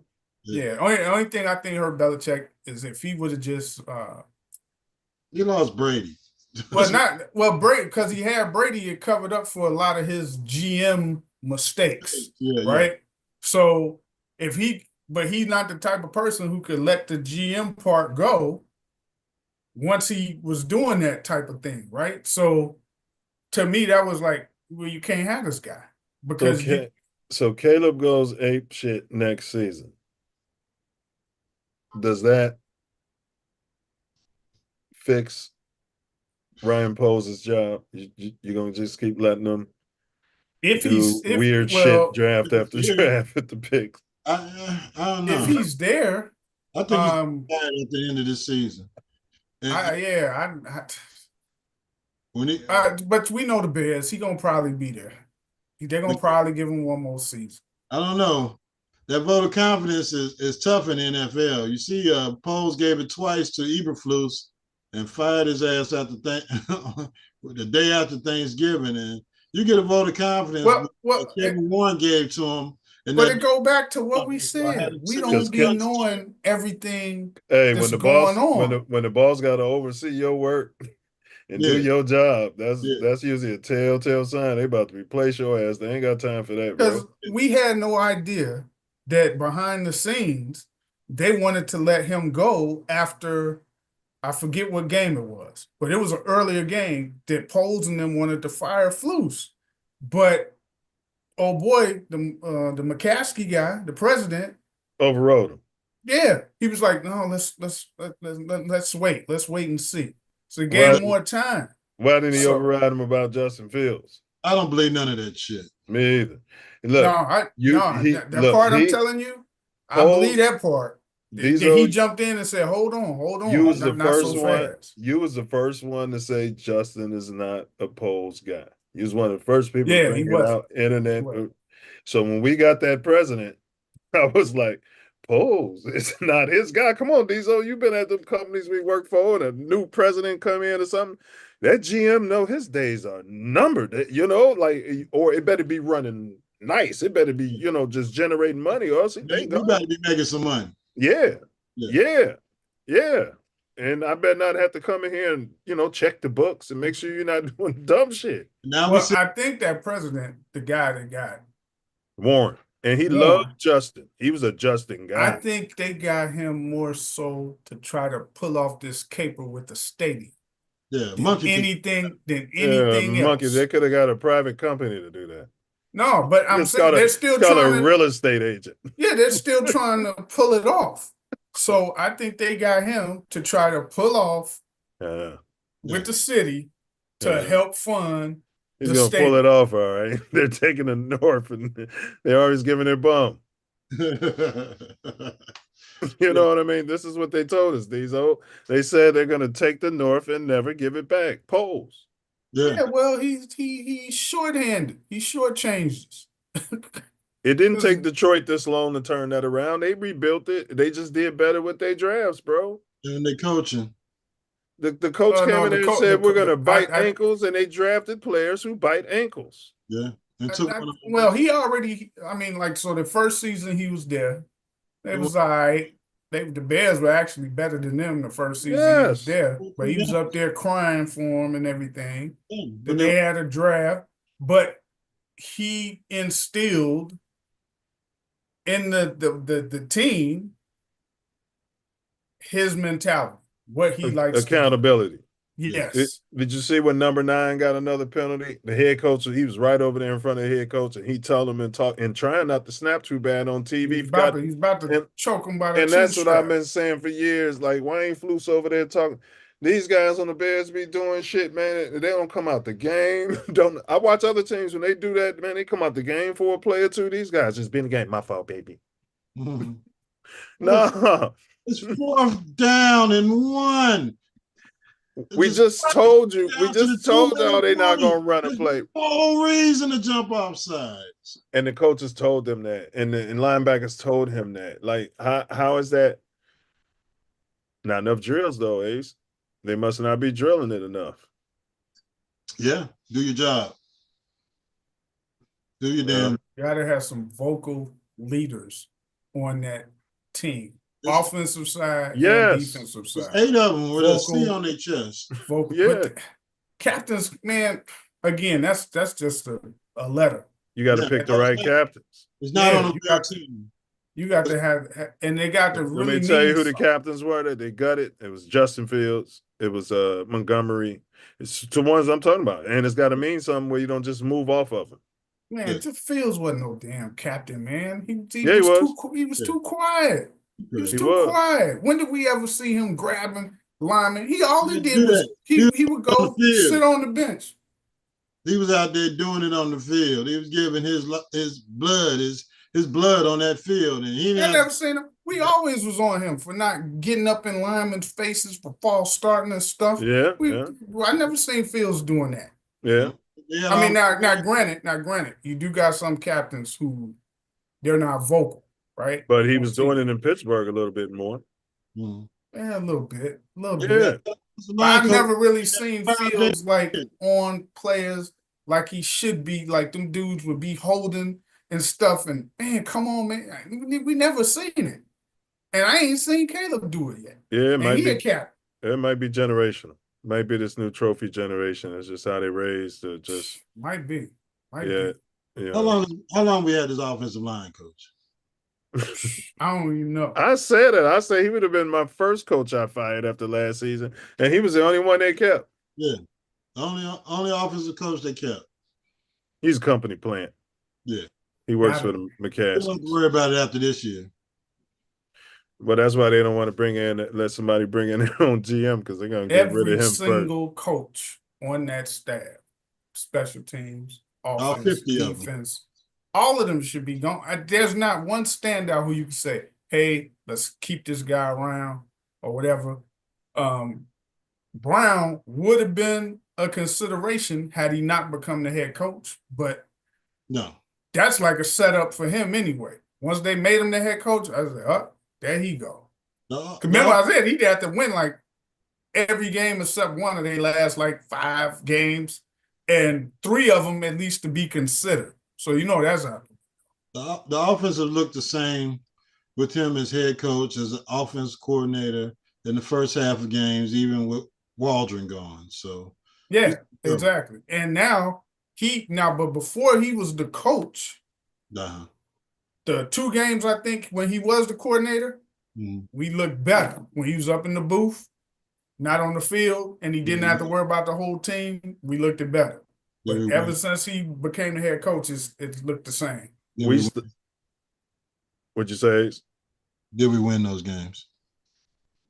No, we didn't win, but the offense looked better. I'm just speaking of the offense. When he was up in the booth, the offense looked better. Why is it that when we run screen, we don't block? Caleb, Cole Kmet, man, just didn't block. And the receiver wanted to say, yeah, man, they was talking to him on like, bro, did you know what the play? Like, then when they run screens, it works.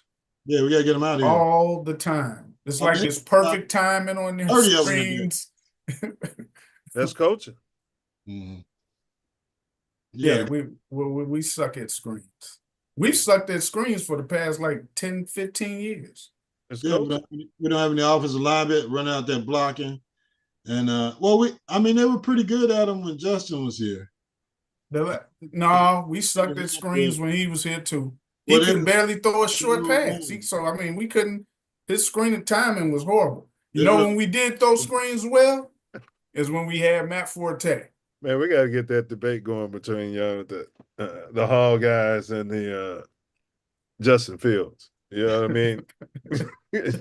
Boy, you mentioned Justin. He was like, oh, wait a minute. No, because he did not throw screens well. We used to talk about it all the time. Like, what's wrong with his arm? How come he can't get the right, just a quick woof? He couldn't do it. It's like it was hurting him. Ball too. He had a bunch of bombs out there. It was hurting him. Right.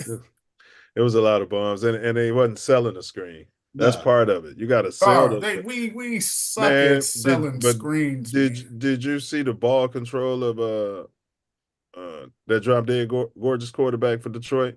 Yeah, did you see? He'll hand off and be looking that way like he gonna throw the screen, boy.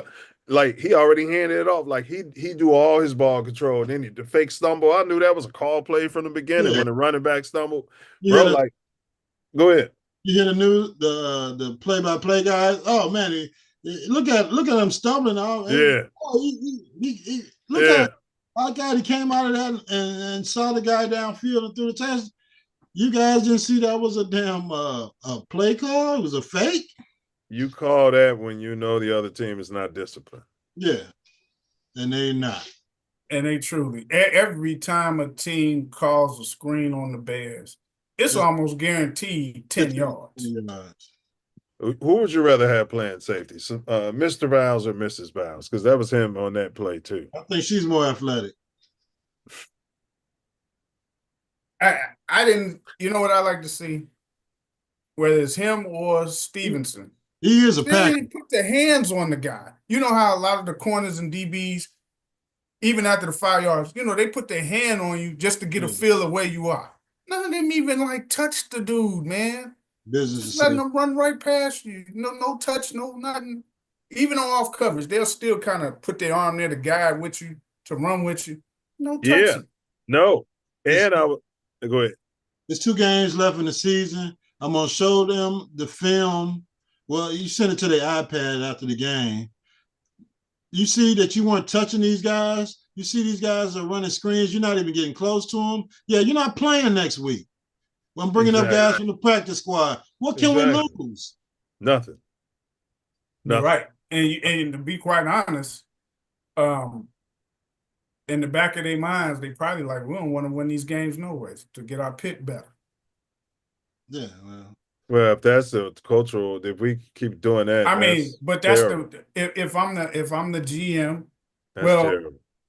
In the back of your head, no, in the back of it, that's how these dudes are, man. These guys up there, that's how they do.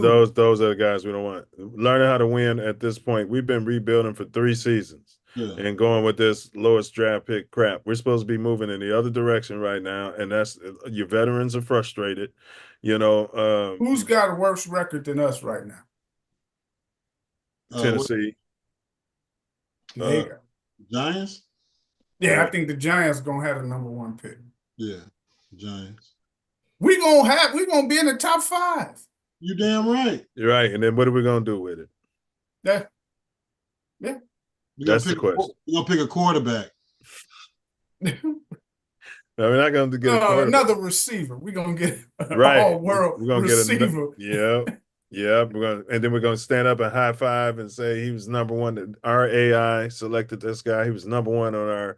We're surprised he was left there. He's #1 on the board. I mean, we're taking the best player available. I want a poor and stupid defensive player that likes the mayonnaise and got a bad track record, maybe had a couple of convictions in college, and is going to go out allegations. there. Had some allegations.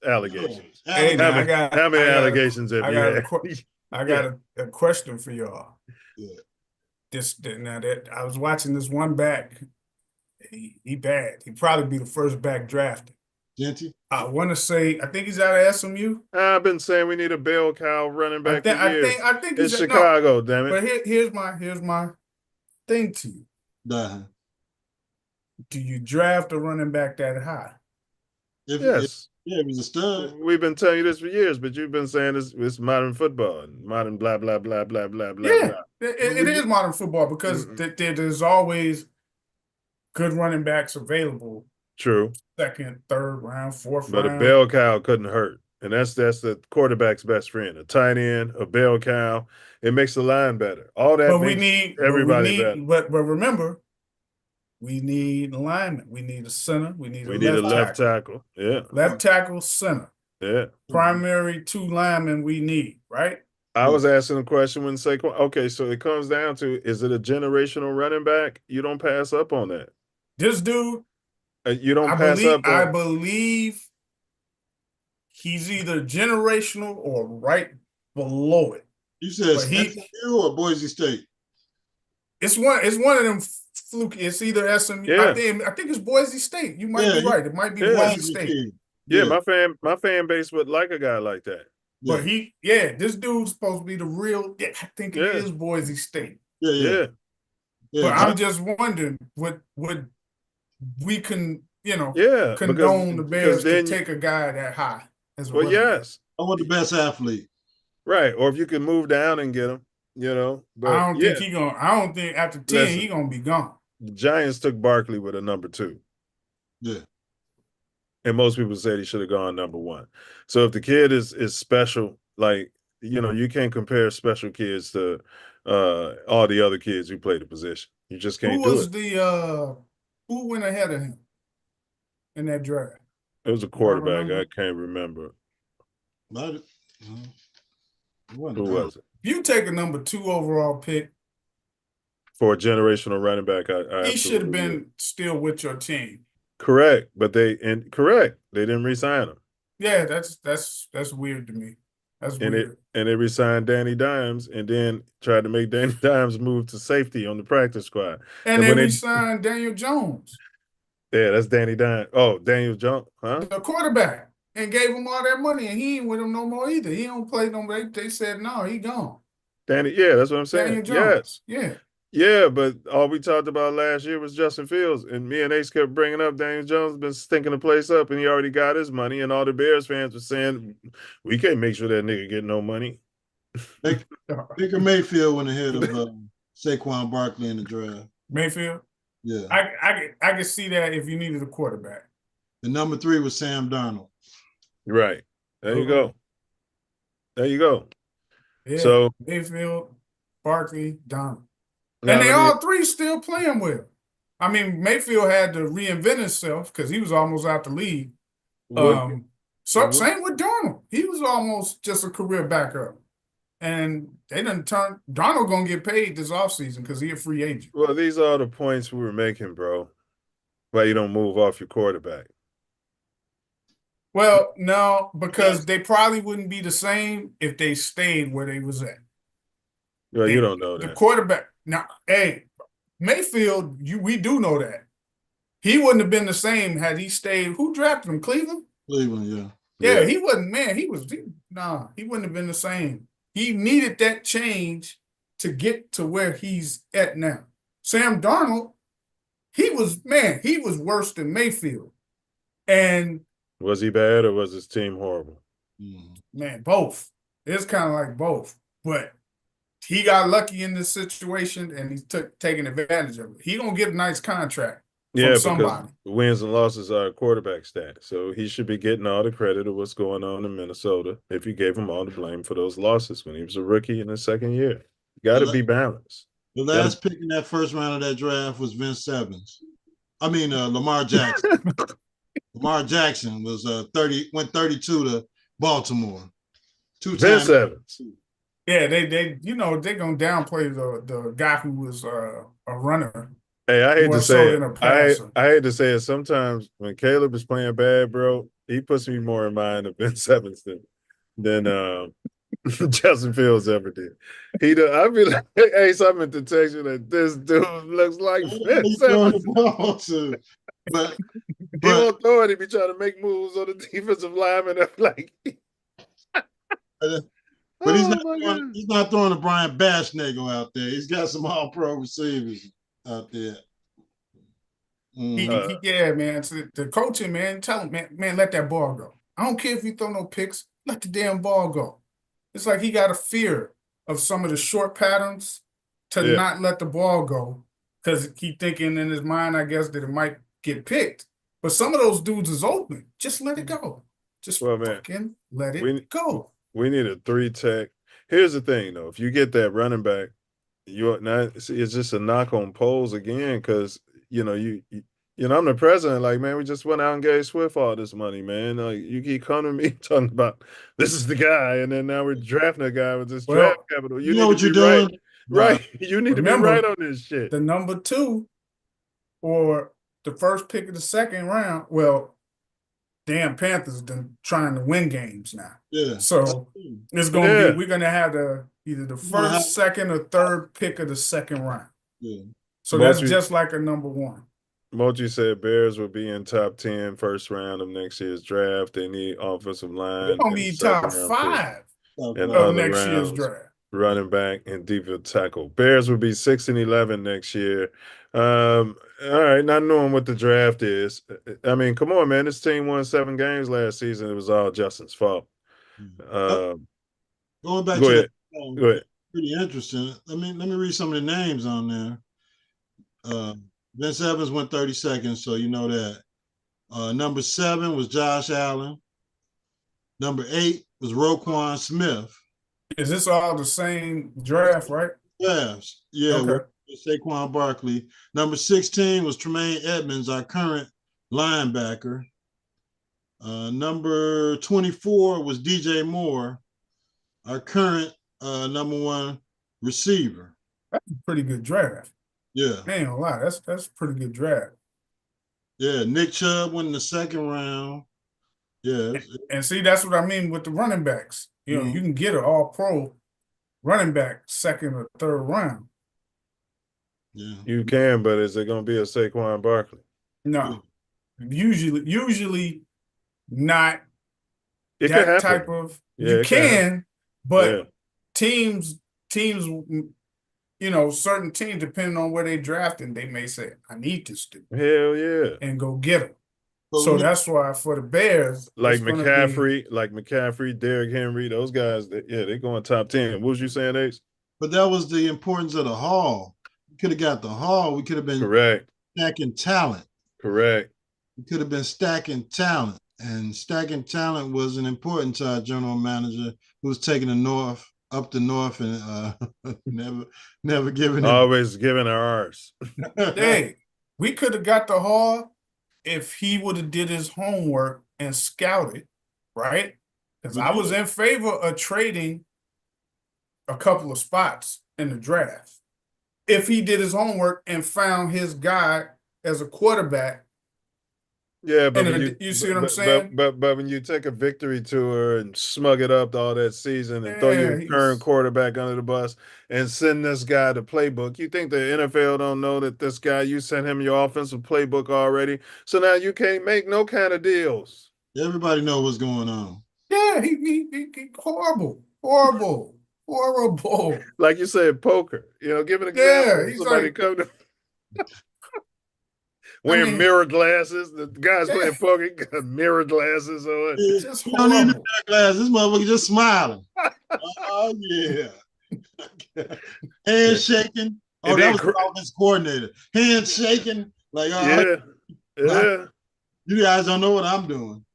This is my first week playing poker, and I just won the lottery. Sit down. What you drinking? And see, it's stuff like that which got me leaning towards firing him when the season was over. For doing for just ridiculous type stuff y'all like thought that. I was cooning. Y'all thought I was cooning when I was asking y'all last year. Like, I'm like, man, shit. Well, remember, we didn't know when he passed up a on lot Carter, of the information that comes out this year. We didn't know that he didn't go interviewing other quarterbacks and all of this stuff. True.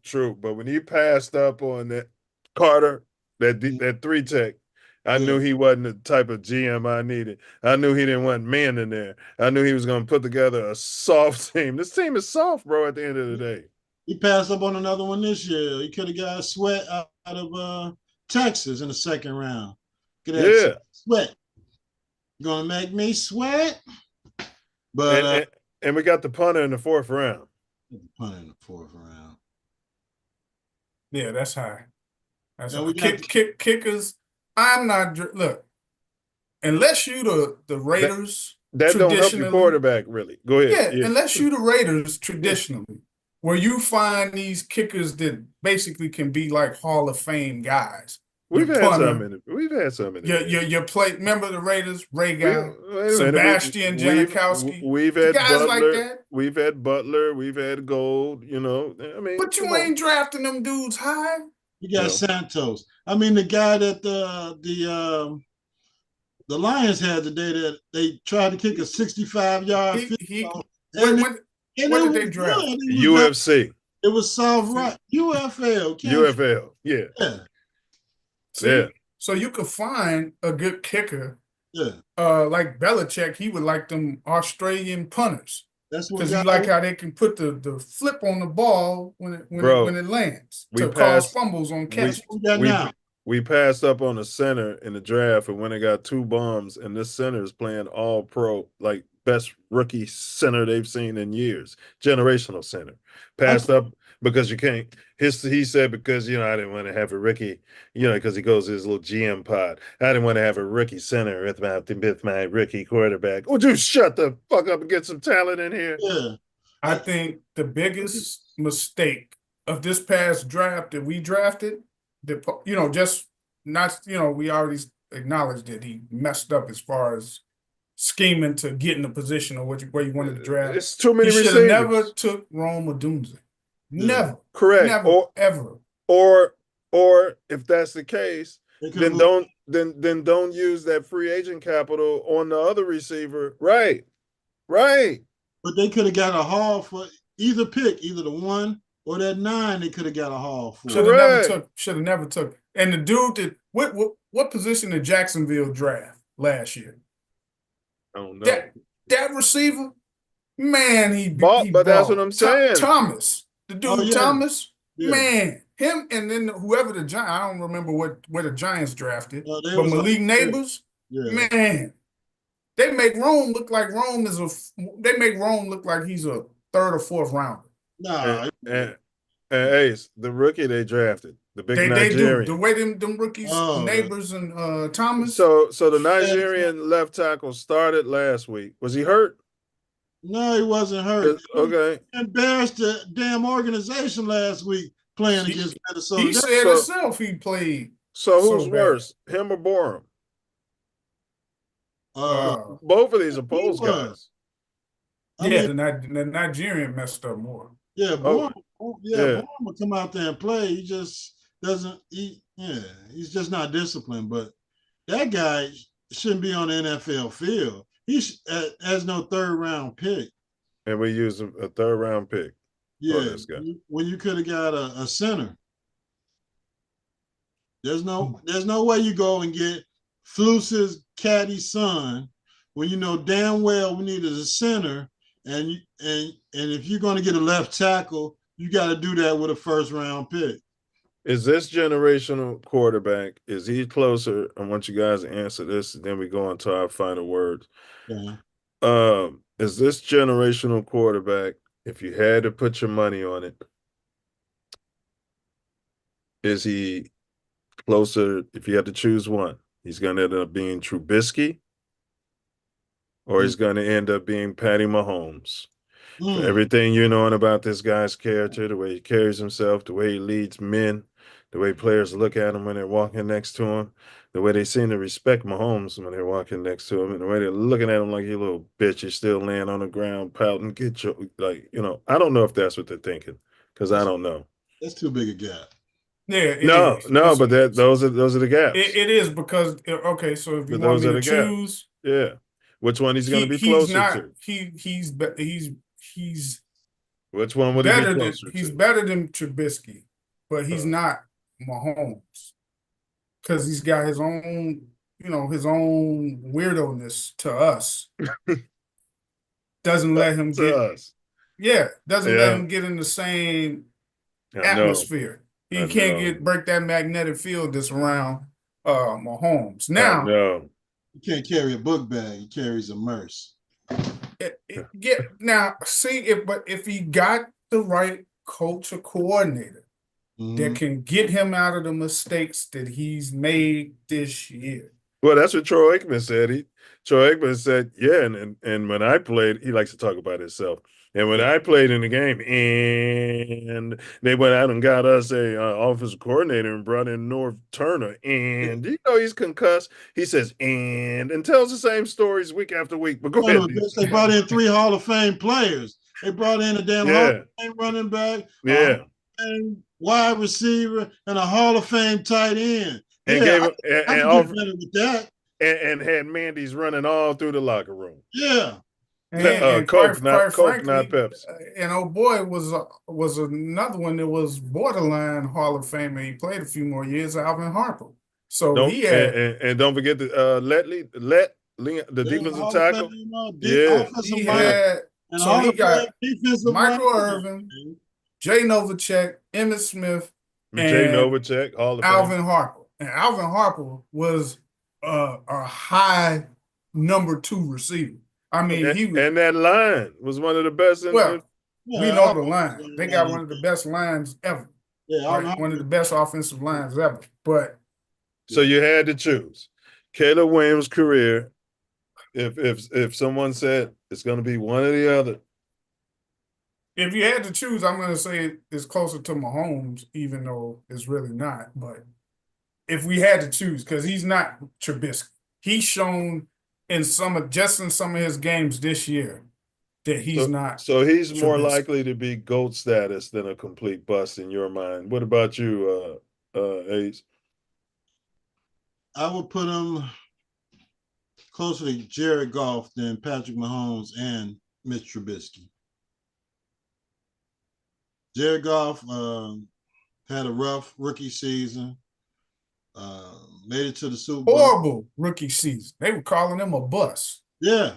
Next season, I saw him the coordinator. I knew he wasn't a bust. And nobody ever said he was generational. He gets the coordinator, and just like that, all of a sudden, he was the #1 overall. There wasn't as many people calling him generational. You got to take this kid. You got to get rid of your quarterback. You got to ship 4 #1s, 2 2s. I bet you can't get 4 #1s for him now. This is what I'm saying about polls. But okay, so all right, closer to that. So it sounds like so basically, if you had to choose, is this kid going to be the next Pat Mahomes or the next Trubisky? Which one are you choosing? You can't say Jared Goff. If you had to choose, Ace. Damn. Yeah, that's what we're doing. I'm going to say Pat Mahomes. If those are the choices, yeah, it's got to be Patty Mahomes because, if he's the next Mitch Trubisky, we're really in trouble. I mean, we never believed in Trubisky even when he had us in the playoffs and stuff. Yeah, we the damn defense in the damn league. I mean, he had Khalil Mack in his prime out there, grabbing people by the damn helmet. So yeah. Well, they hurt him because they used too much draft capital to get him. We should have been getting more draft capital and moving down for the opportunity for him. Well, it wasn't just and him. Then you could have put a whole team around him. Yeah. You make the mistake of getting him.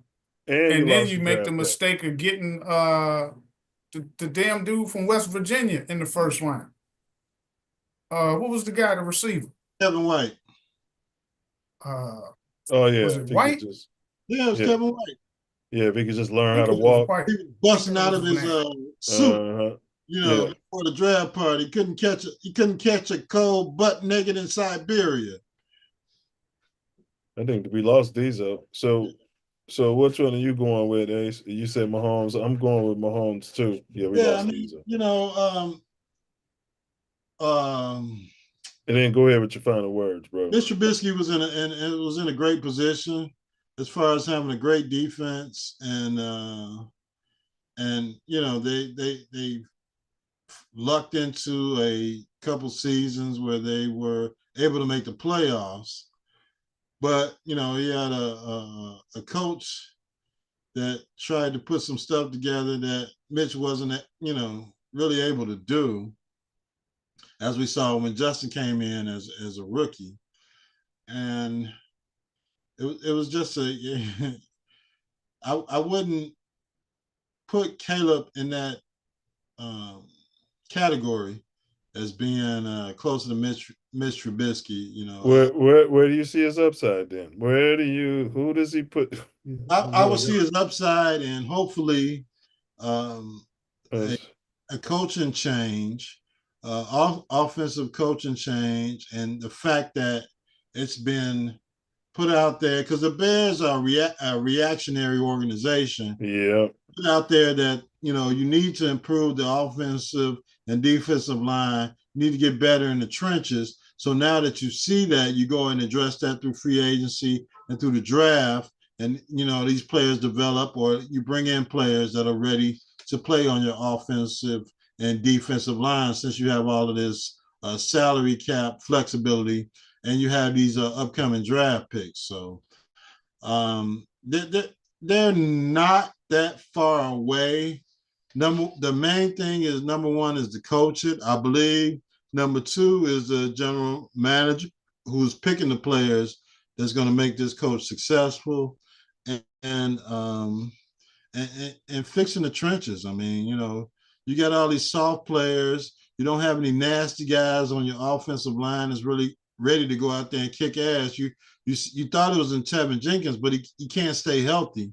So it's just a matter of what you do to make this team better. And what you need to do to make them better is go out and spend some of that money on some dogs, on your defensive line to get after the damn quarterback. I thought they should have got Hunter last year from Minnesota, who's having a good season in Houston. But there's still players out there. There's guys out there that want to get to the damn quarterback. You just need coaching. You need somebody to coach them. You can't have 8 damn captains. Pookie Poles. If you got a coach that want to have 8 damn captains on his team and 26 damn coaches, then you got to be fired. Because matter of fact, yes, he needs to be fired at the conclusion of this season because he overseen all of this crap. He oversaw Shane Waldron coming in. He said it was okay for your coach to have 8 damn captains. You brought in these players. You didn't trade Valus in the offseason when the team was interested in. You end up cutting them. You cut the damn fullback. You traded off our damn 1A running back. You just made a lot of bad decisions, and I don't think you're ready to be a general manager in the NFL. Get somebody with some experience that knows what the hell they're doing, that's going to stay on the phone, that's going to be working the phone. We see this guy in damn Minnesota still working on the phones when he could all the way up to the damn trade deadline to improve their defensive backfield. And here we are thinking we got one of the greatest DB rooms in the damn division. These guys are out here can't tackle anybody. That they're making mistakes. That they're giving up Hail Marys. Come on, man. Poles is in charge of all of that. Poles got rid of Justin Fields without any consequence. Got rid of him for a 6th-round draft pick. Got rid of David Montgomery. Got rid of Roquan Smith. Got rid of all these studs that are all pros in the NFL and replaced them with who? We don't have a running back. We don't have a stud at linebacker. What we do, and Edwards, but we needed Roquan. They still could have signed Edwards, especially for the money they signed him for. You would have had him next to Roquan. Man, come on, man. This guy got to go. He done had to pass. Kevin Warren, you're the president of the team. I know Phillips was, the bean counter back before we didn't need the president of the team making any decisions. He didn't care who the damn general manager was. We didn't even have a general manager. I don't know who the hell was picking the players after Jim Finks left. But when it came until we got to Angelo and then Pace, and now we're on Ryan Poles. But come on, man. This guy's got to go. You talking about changing the culture of what's going on in Chicago. You talking about changing what's going on as far as the stadium is concerned. We got to make some moves. Got rid of the coach. We need to get rid of all the coaches we got. We got rid of some players. We need to get some more talent in here. We need an infusion of talent. We need an infusion of bears. We need some infusion of bear culture, bear players. So if that's not the agenda at the end of the season, then I don't know what it is, but Poles needs to go. Get you a coach that wants to make this back into the Chicago Bears that you can bring in, talk to Papa Bear Hallis's grave or whatever the hell you need to do. Not these damn McCaskies, whoever the hell these people are that owns the team now. Somebody that knows where this organization is coming from and where it needs to go. You can talk that crap about taking the North and never giving it back. But if you're not doing it, going into the history of the Bears, going into the trenches and building your offensive defensive line, getting football players that play football, not just, had big stats in college and went to these big schools in college. You went out and found you some damn football players. Arm measurements. I like guys with long arms and some stuff like that. Yeah, we need some damn football players in here. And if it means bringing some of the Bears back, either Urlacher or the Briggs and the Olin Cruz, not paying guys, talking about you're going to pay them $15 an hour to help the organization that's worth billions of dollars. Man, what is going on in Hallis Hall? That's my final word. Ownership definitely needs to change, but we know that's not going to change. But if they're going to hire people to take over the organization, change the culture, and up there at Hallis Hall, Pookie Poles need to go. Thanks for getting the draft pick to get Caleb. You spit the bit by not either trading that number 1 pick or the number 9 pick and getting us a haul for either last season or this season, because you know we needed to fix the offensive line. You know we were leaking the defensive line, and you didn't do anything about it. So that's your fault. The coaching staff, that's your fault. Offensive coordinator, that's your fault. All these guys that you picked, and you may say, hey, I'm just being loyal, whether it was Trace Armstrong or you just didn't know what the hell you were doing and picking coaches. We need somebody in here that knows what the hell they're doing, and we can go on from there. And that's my damn final word. I'm just pissed on. And the fact that the damn Detroit Lions came to Chicago in December, that nobody wants to go to a damn Bears game, and took over the damn Soldier Field. Breathe. 1, 2, 3, 4, 5, 6, 7, 8, 9, 10. Took over Soldier Field, took over the tailgates around Soldier Field, and you guys aren't embarrassed that your team came out there and got bum raped in the first half and scored 17 points to make it look like it was respectable, even though everybody watching the game saw that it wasn't. It's a damn shame. Start bringing in other players. Shit, you can start bringing in guys next week, this week, whoever the hell want to play football. UFL players, somebody that's poor and stupid, guys from Canada, anybody that wants to play damn football. Get these guys out of here that are soft and don't want to play football in Chicago, and bring some players in here that want to play football, and we can go from there. Get us a coach, get us a GM, and get us some damn football players. And then we can talk about Chicago Bear football. Matter of fact, I think I'm finished talking about these some bitches for the rest of this season. We're going to move on to the Chicago Bulls, who won a few games in a row. And damn it, the Blackhawks won 3 damn games in a row. It's time to move on. Bear down. All right, there's your rant, ladies and gentlemen. I'm sorry if I went too long, but damn it, that's what the Chicago Bears brought out of me today. I know, no. That was a classic rant for his final words. And I don't have much to say on top of that, except for there may be some hope. Out of the last 1, 2, 3, 4, 5, 6 games, Caleb's pretty much had a passer rating over 100. So to be averaging probably like 99, something like that. On the season, his passer rating is close to 90%, 89.3. He's got 3,271 passing yards, 19 touchdown passes, and 5 picks. Leads the league in sacks. Failed attempted hero ball plays. Yeah, you don't do that hero ball, bro. You gotta be making some plays 50% of the time, bro. You rolling out, zip it in there to somebody or something, bro. Like, you know what I mean? Zip it in there. But there's some positive. He's processing. He gets up. He's getting hit hard. He's learning. Maybe he really wants to win. Maybe this leadership I'm looking for, he'll grow into. But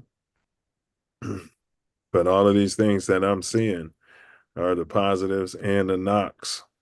That supposedly when Ryan Post did his research, they couldn't confirm all of the knocks that people who were close to Caleb were allegedly saying. On maybe some of his personality things that could be affecting the locker room. And nobody cares when you win it. But this is all speculation. But I did see some things out there. He showed a lot of emotion walking to the sidelines here and there. Looked like he didn't want to listen to the head coach at one point. that may have been some of the problems. We've been saying somebody needs to protect Caleb for Caleb, whether or not you agree with going for that 3 points there. Brown is putting tape out there too. He can't keep coming out here, But my point is, whether or not you agree with the call, this guy's got to show a lot more composure out there. All of that he's doing, the other team is seeing, and they're feeding off of it, and it's leading to more calamity. That's what I would say. So, yeah, that's all I got, bro. Is he closer to Trubisky or Mahomes? We'll see. He's got that arm talent, but boy, they used to say that about Jeff George for a long time, didn't they? Yeah, well, nah. I mean, Jeff George, he'd go out there and sling that thing. He'd throw those. Yeah, he didn't give a damn who he was throwing to or what window it was. But yeah, I don't see that type of cavalier or Well, let me say something about the drops. Yeah. He throws the balls really hard, and it's getting on these receivers, and because he's had some picks he could have thrown, and they don't be catching them, bro. That ball's coming out fast, bro. Yeah. So it could be that you're gonna need time for those receivers. Like you can't probably keep processing receivers. You're gonna need time for those receivers. It was like with Brett Favre. Everybody couldn't catch a Brett Favre fastball, bro. And when they find the guys who can catch those, and once they develop how fast that ball get up on them, you got to try to keep them. Yeah. So Commits dropping it. Hey, that's what training camp's for. That's what some guys in here see if they can catch the damn ball. If they can't, get them out of here. Let's move on. Yeah, because that everybody don't throw that hard, bro. I early in the season, one got on DJ. I'm like, man, that ball got on DJ fast, bro. Yeah. It's like you play football and there's a kid who's got a certain arm for that fastball, or and you're like, oh, whoa, pinning your fingers back. You know what I'm saying? Eventually you can get it, but you're like, damn. Yeah, you can't come out here. I'm used to the last quarterback's touch, how he felt he needed to throw the ball to me. If this is the way he's throwing the ball, then you got to catch it. Yeah, like you said, that's what training camp's for. All right, we showing up, bro. All right, what's those drones, bro? What's those drones, bro? Hologram? We'll be looking at in the skies in New Jersey, bro. Looking at the government. Yeah, I'm thinking holograms, bro. That would be the best way to pull it off. Yeah. They're flying right out of Trump Towers right into the sky. Uh-huh. Yeah. Can you say that? Yeah. Holograms. I'm going with holograms. All right. I believe it. Who's behind them is another story. You find yourself sliding through the Chi. Might be on the south side. Oh, sorry. Might be sliding through South Central. Compton Boulevard. Long Beach Boulevard. Keep your head on a swivel. Watch your back. Check your six. For sure. Use that blind side protect.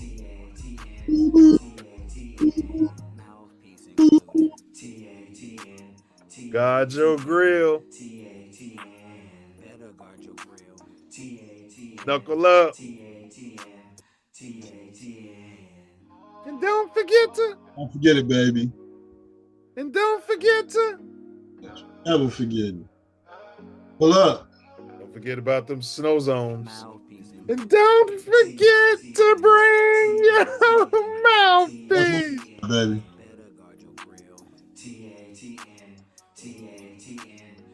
FGV. Definitely FGB. See y'all in 2 weeks.